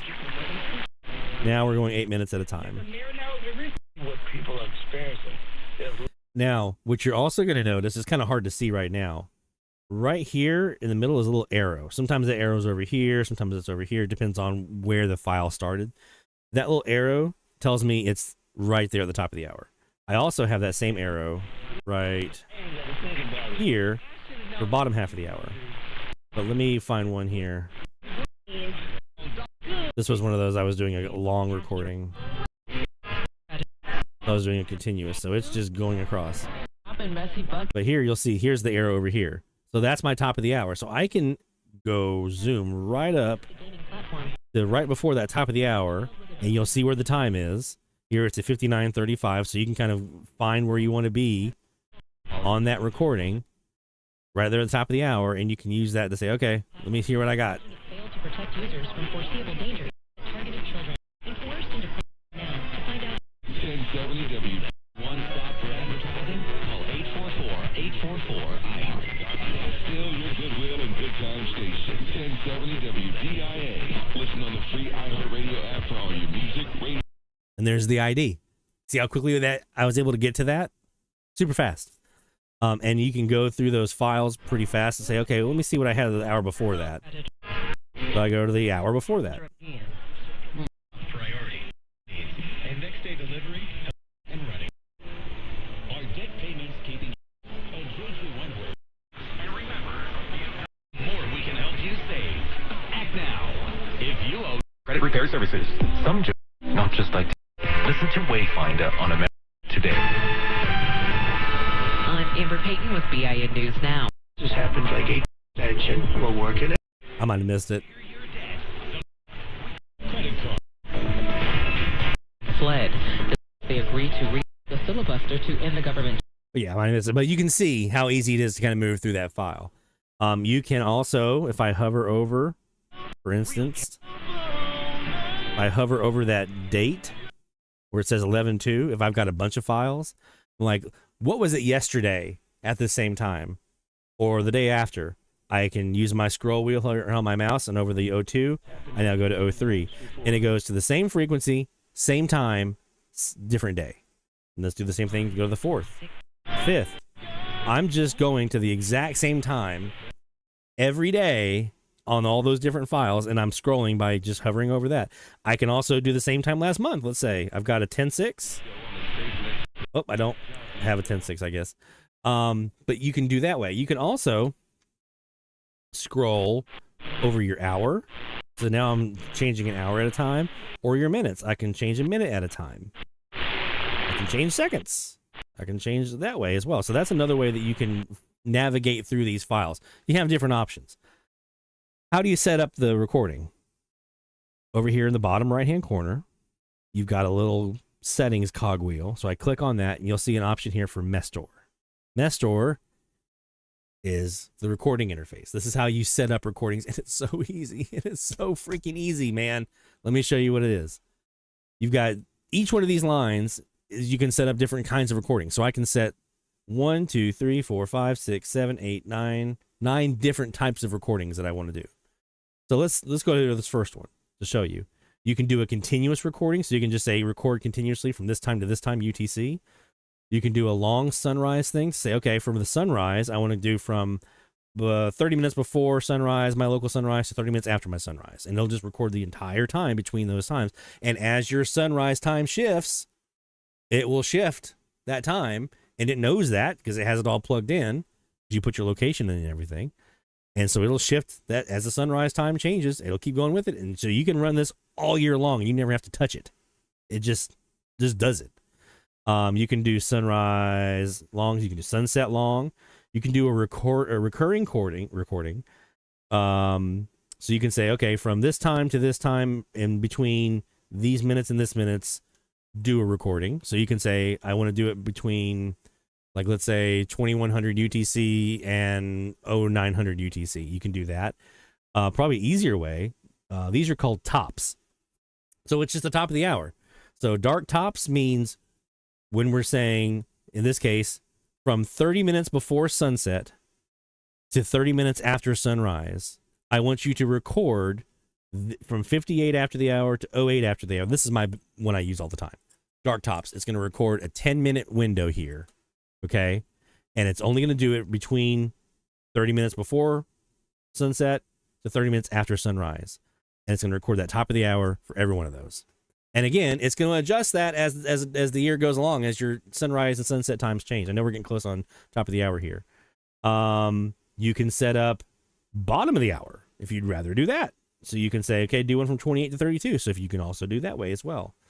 Those are the main ones. There's some other options in here you can kind of play around with, but those are the ones that I typically do, is either a continuous sunset or sunrise long, if I'm wanting to do one particular gray line period, a recurring one, or the dark tops. The dark tops is the one that I run. In fact, this one right here, this sunset minus 90 minutes to sunrise plus 30 minutes, 58 to 07. That is my dark tops that I'm running right now. So at night, it's always going to be recording top of the hour, and it's just going to continuously do that until I turn the program off. How do you do that? Well, let me show you. We're going to go over here and close this out and close this out. I could also have just clicked the cogwheel again. There's a little green button down here. The little green button tells me that I'm connected, I'm live, I'm active. Okay. Oh, how do you get to live mode? There's an L right here. If you click on this L, that takes you right back to live mode. So I was in that recording. It's just always going to stay in that recording until I tell it to do otherwise. I click on the L, and it takes me right to the live moment. This little green button over here, if I click on that, that minimizes the program and keeps it up here at the top of my screen. You'll see I have a clock, my UTC clock, and then all I have to do to get that window back is I just click on this little red X right here, and bam, there it is. My program is back. If I want to shut it down and shut it off, and if I shut it down, it's not going to record. So if I go over here and I say shut down, it'll shut it down entirely. I just heard my Perseus click. Now it's not going to record top of the hour. And then all I have to do to get it back is just open up my program. 44. And it connects. That's it. Those are some of the basics of Jaguar. There's some more advanced features we don't have time to kind of go into, like the YAS log, which is really, really cool. We can do that in a future episode. The conditions map for terrestrial conditions, that's pretty cool. There's some other maps in here as well that are pretty nice. So we'll talk more about those in a future episode. But right now, it's time for us to do some DX. And we're going to do... Let's see. You give me some frequencies, and we'll do some DX in here. Let's go ahead and we'll go ahead and kick at the top of the hour alert now. DX Central Live Top of the Hour Alert.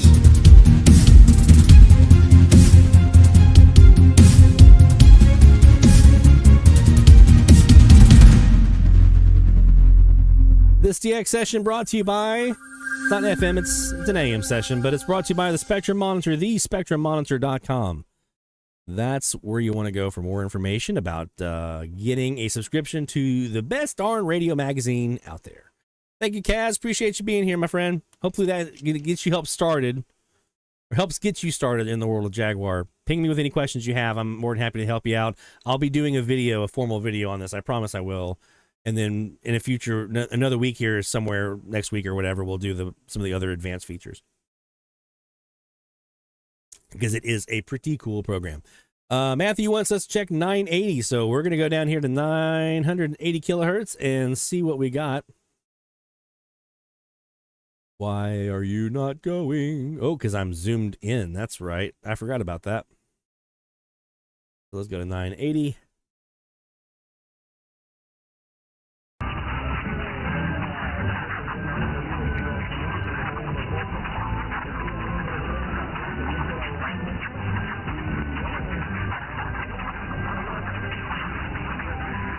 And we're going to use our Jaguar here.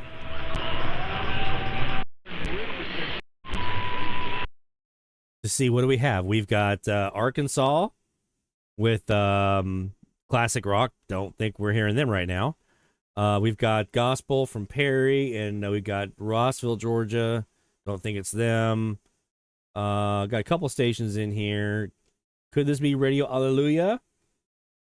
AQUE? Probably. Down in Central America, we do have Radio Coco here in Cuba. Possibly could be them. And we do have a lot FAMA here in Colombia on 980 as well. So let's see who it is that we have here on 980.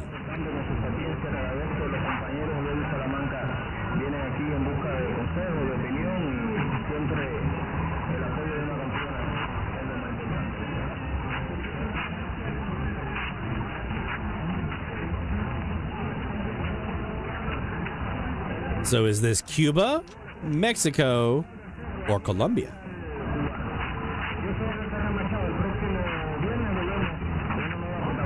Take care, Master Player.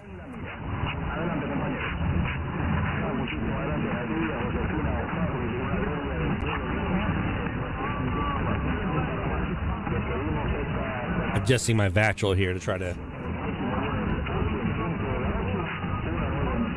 get in on him here.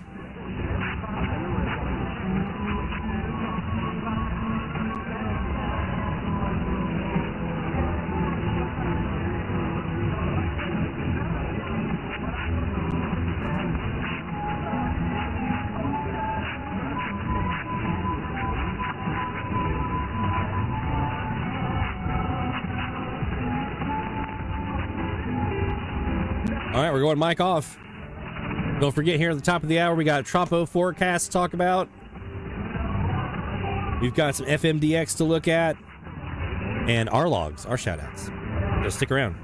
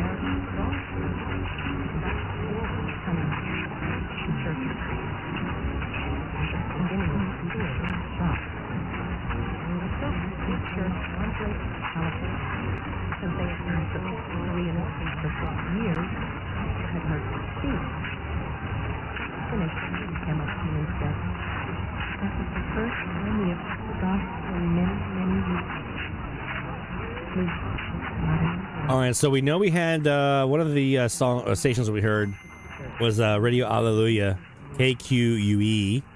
So we know that one for a fact. I'm pretty sure, I'm not positive, but I'm pretty sure the flute music is Radio Coco out of Cuba. I heard the station in there, Spanish talking and Spanish music. Wasn't Radio Alleluia. Had kind of a distorted audio like Cuba usually does. Their carriers are right on the dot, but their modulation sucks. I'm pretty sure that's who that is Radio Coco.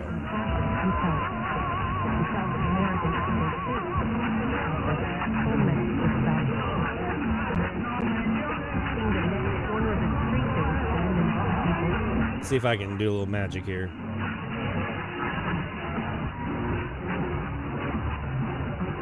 Go channel, cancel out that one.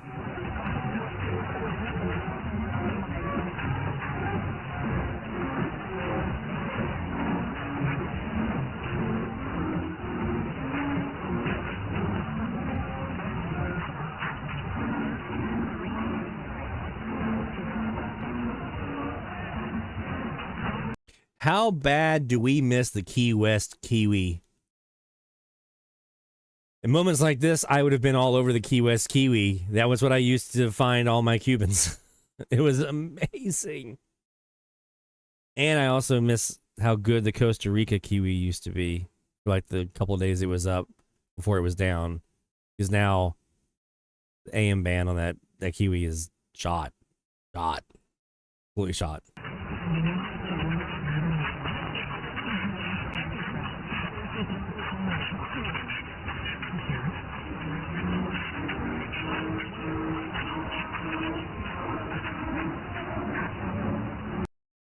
So that's probably Cuba in there with that that music that we were hearing. All right, let's take a look and see on here. Oops. On our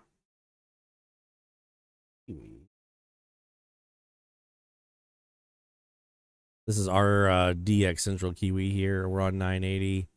And let's just see what we hear on the mini whip compared to the Southeast antenna.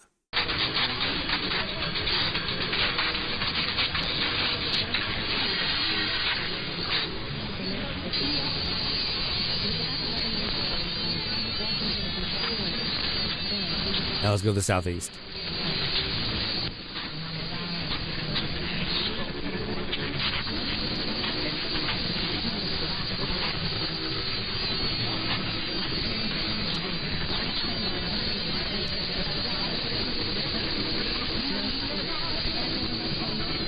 You hear that kind of dirty modulation?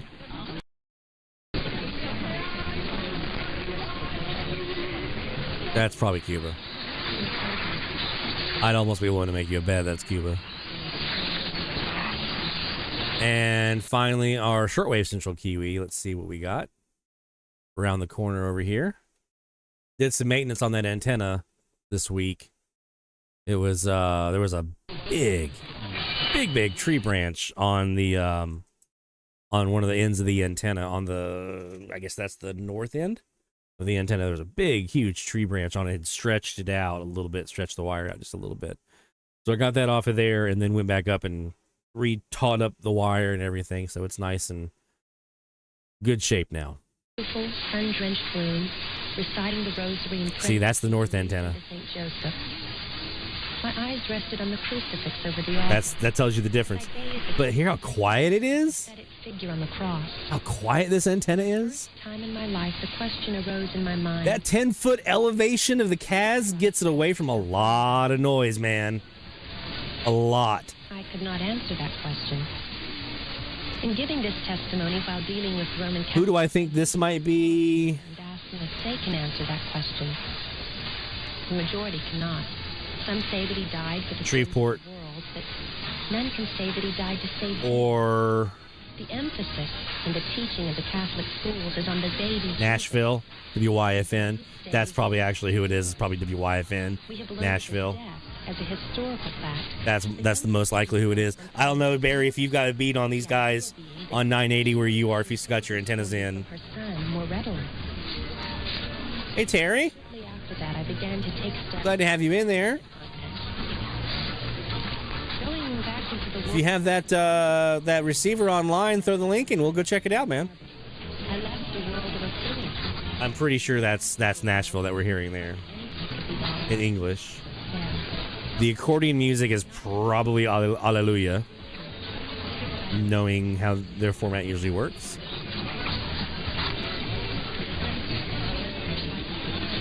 And as a reminder, what we're hearing on the southeast.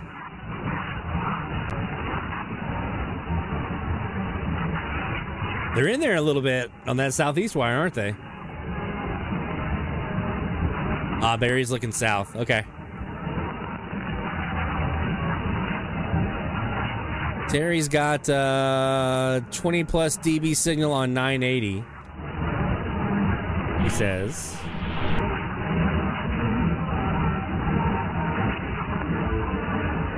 Said you're near Toronto. So I would imagine that's actually CFPL in London, Ontario, that you're getting. Would be my guess.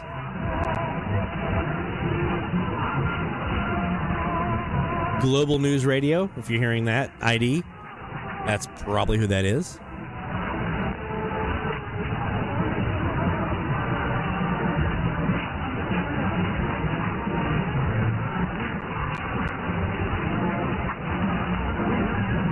All right, let's do another check of shout outs just to make sure we don't miss anybody that has submitted. Let me. While I'm doing that, if you want to gander here at our FM autologger map of what we have coming in on our, this is our S antenna. Look at that S antenna go. KROI and Seabrook coming in, so it is starting to see that west southwest look.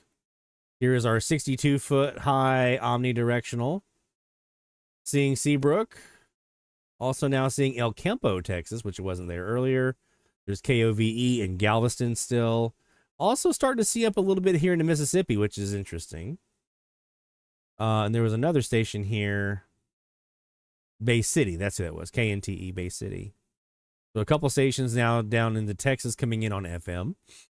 And then if we look on our 21-foot dipole, 21-foot high dipole, there's Seabrook again, KROI 92.1 and KNTE 101.7. I want to do a really quick look at the FM band here. This is our ELAD FDM S3. So let's swap that over here. We can turn off the sirens. This is our full band here in Mandeville, and we're looking southwest. This is actually, I went out this evening and turned the antenna so it's pointing to the southwest towards Texas. Let's see what we have. Let's see if we actually can hear KROI here. Yep. So that's Seabrook right there.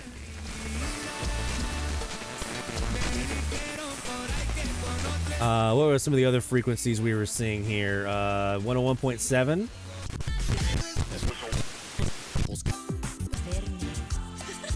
Yep, there's KNTE. You actually see the RDSD code there. Nice. Bay City. So there's a little Gulf Tropo coming in. David says we need reverse propagation folks to help us. Yeah, we do. Pull some of these signals up. So there's KNTE. That's Bay City. Let's also take a look and see what else did we have here. So the Tropo engine's starting to ramp up, and I'm going to show you here in a moment. We'll look at the Tropo forecast map so we can see what to expect here. And then we're going to point you guys to our online receivers if you want to follow in and DX as if you were here. There's 106.5. That should be KOVE. That is Galveston, Texas. That is definitely them. They're coming in. We already did XBJ. What was the frequency here for KNTE? We did 101.7. Okay, I think we got that one. 96.9. We'll go back to 96.9. That is fabulous. If you read it, and this is that 4-element log periodic, by the way, that we're on right now. There's El Campo. KXBJ 4CDF RDSD code. Possible journey. Y'all, did you hear that? That was amazing. That's in John 16, verse 24. I love you. If someone can hate you at random, I can love you at random. Hi, I'm Joe Paulo, CEO of KSBJ. My goodness, what an incredible... There we go. Let's take a look at a couple other open frequencies here. Let's go to 92.5. Many options. Actually, let's do this.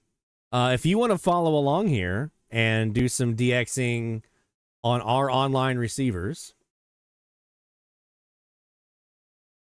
you can do that. Just go to livedxing.com. And once you get to live DXing, you'll see, if you scroll down, you'll see links to our two Kiwis, the shortwave central Kiwi around the corner, our DX central Kiwi here. So that's our AM machines. And here are the links to our two FM receivers. We have our original TEF 6686. This one is paired with that 33-foot high 4-element log periodic that I was talking about with the ELAD. Same antenna is feeding this receiver right here. So if you want to DX off of our 4-element log periodic that's 33-foot high, has a KITS KT 501 low noise amplifier on it, this sucker is going to be awesome during this Tropo opening. We're going to look at the forecast here in a second. This is going to be a good one for you. This is our headless TEF 6687 receiver. So this doesn't have a radio like screen and all that kind of stuff. It's just a little USB device that plugs into the computer. This is also a good one. Right now, it's only got the S antenna on it. My window panel or my window pass-through for the Yagi is broken, so I got to replace it, which is going to be like 5 seconds to do because I already got the replacement. I just haven't gotten around to it. This would also be a good one as well, though. And when I get that Yagi reconnected, you'll be able to switch between the two of them. But the S is up there for right now. Just remember with these tuners, if there are other folks who are already on, if you change the frequency, you're changing the frequency for everybody. You change the antenna on this headless, you're changing it for everybody. So just be courteous to your fellow DXers. But let's go up here and look at our FM DX receiver that we have right now. Oh, I forgot. I've got to restart it because I got no RDSD code. I'll do that here in a minute after the show is over. I'll restart that machine so you can get that RDSD code data back in. So, yeah, this will be a good one to watch over the next 24 hours. Why?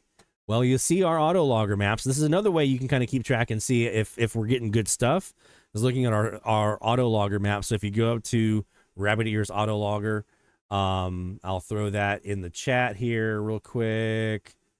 I'll throw you guys the full map, all tuners. You look at this map. Hey, Hobby Man, you know it, man. We are all about that FM here. If you go to that website, the Rabbit Ears All Tuner website, you'll see this, and this is all the different auto loggers. Ours are down here. You can get rid of the old reports if you want to. You can see anything that's in black is current.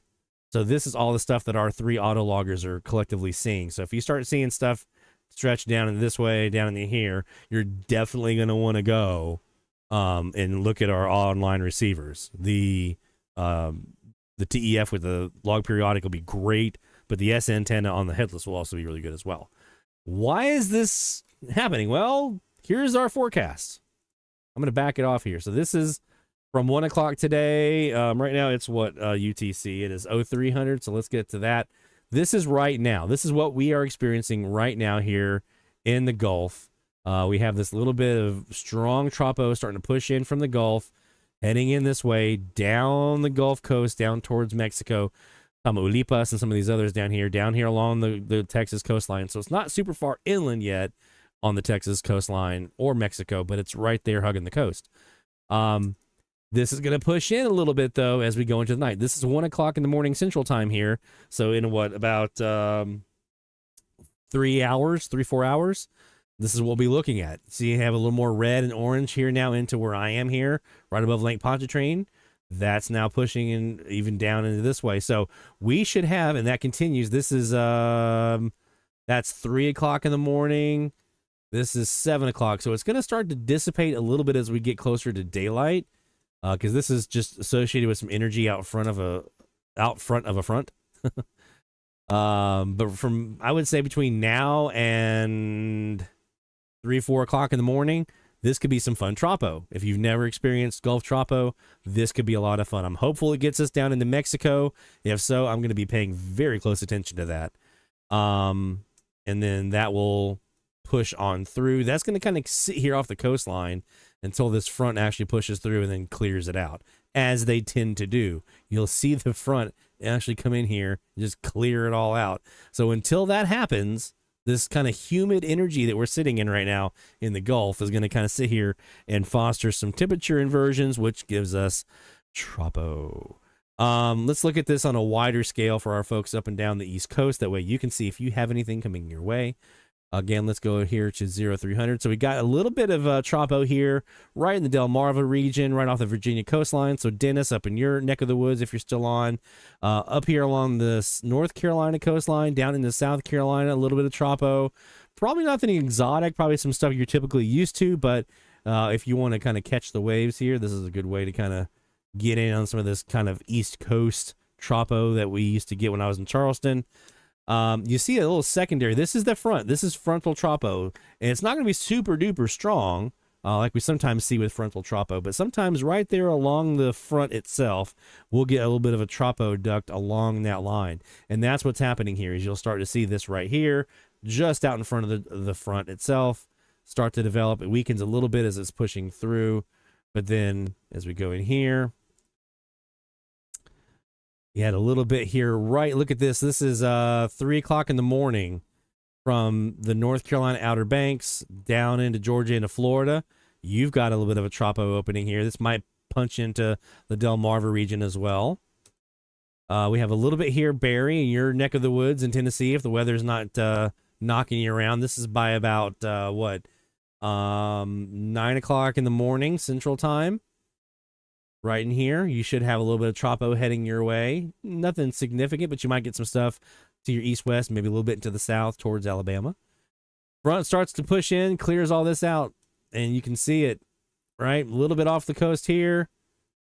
And then the front just pushes all the fun stuff, gets rid of all the DX juice. And that is cold, stable air. That's what that is. How dark all this is on the forecast. There's nothing anywhere in here in the U.S. Southeast. That is cold, stable air. If it was warm air, we'd have some pockets. That is cold, stable air. There are no temperature inversions in there. Now, as we get into later part of next week, there might be a little bit of a warm up, I'm guessing, because it's starting to pick up on something pushing up from the Gulf, maybe some of that warmer air pushing in. It's too far out for us to say. So anything more than like a week, it's not going to be all that great. No mute on my side. Barry can't hear me. Oh. Yeah, no, we're here. We're cooking. No mute on the microphone. Check my meter looking good. Yeah, you guys should be good. All right, real quick, we're gonna wrap it up anyway. So real quick, let's talk about what we heard this week. And then we'll adjourn. Well, we got to turn off the shout outs. We will adjourn here in a moment. So if you want to go play on our online receivers, definitely tonight would be a good time to do that if you want to experience some Gulf Tropo. Looking at we didn't really do new FMDX this week. We didn't get anything new, but we did get a couple of new AM ones, so we'll look at those. KHOJ St. Charles, Missouri was our one of our bigger, newer ones this week. That was on 1460 kilohertz. Again, I was looking at my list of frequencies where I had some gaps. 1460 kind of stood out, and so I went up and found them, and there was some EWTN programming, and there they were. And we actually have we have an air check of them that I can play for you guys really quick, and then we'll play Mesa Mike's air checks as well, and then we can skedaddle. Here is KHOJ. This is what we heard this week. WRYC Edwardsville, KHOJ St. Charles, W224DC 92.7 FM Caseyville, K275CI 102.9 FM St. Charles, K244FO 96.7 FM Crestwood.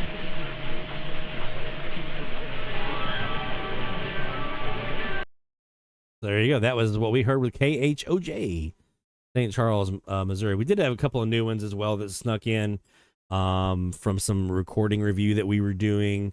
1240 KRVC in Arkadelphia, Arkansas. You guys knew about that one. But 1220 KLPW, Brighton, Missouri. That showed up. So a couple new Missouri ones this last week or so. 1220 XESAL in Saltillo, Canada, Mexico. Canada. No, that's Mexico. Did that on the 20th of September. Also the 20th of September. 1220 WHKW Cleveland. Talked about that. Those are the new ones. There haven't been a lot. It's been pretty dry here, so we need to get that DX cooking on the AM side. Looks like it's gonna be cooking on the FM side tonight. So if you, like I said, if you want to join in, do some FMDX, some Gulf Tropo. If you've never experienced Gulf Tropo, this is gonna be a good time to try it out. Be surprised how far down in the Texas coastline you'll be able to hear it tonight. So check those out. Again, livedxing.com is our website. You can find links to all of our online receivers there. Just go check that out. That's going to do it for me for tonight, right? We don't have any more stuff to talk about. We did that, and all that good. Good. For our sponsors, National Radio Club, nationalradioclub.org, the International Radio Club of America, IRCAonline.org, and the Spectrum Monitor, the Spectrum Monitor. Take care, my friends. Thank you so much for being here, and we'll see you guys next week right here on DX Central Live. Best DX.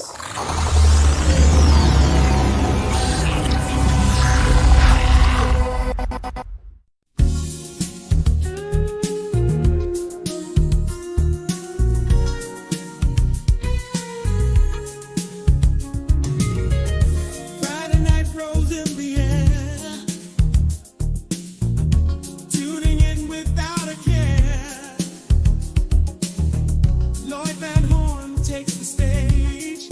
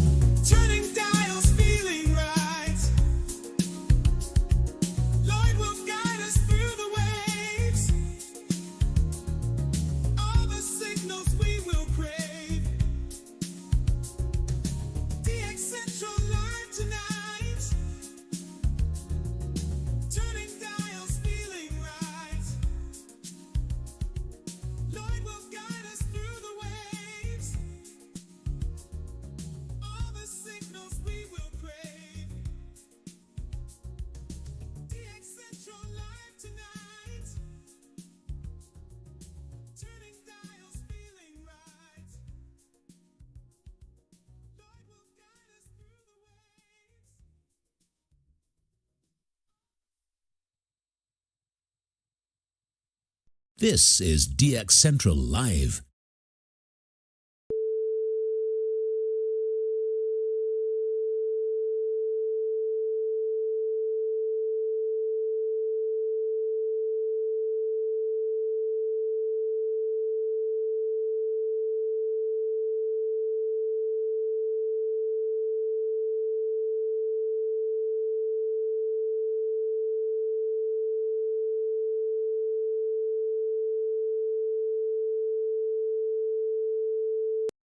This is DX Central Live.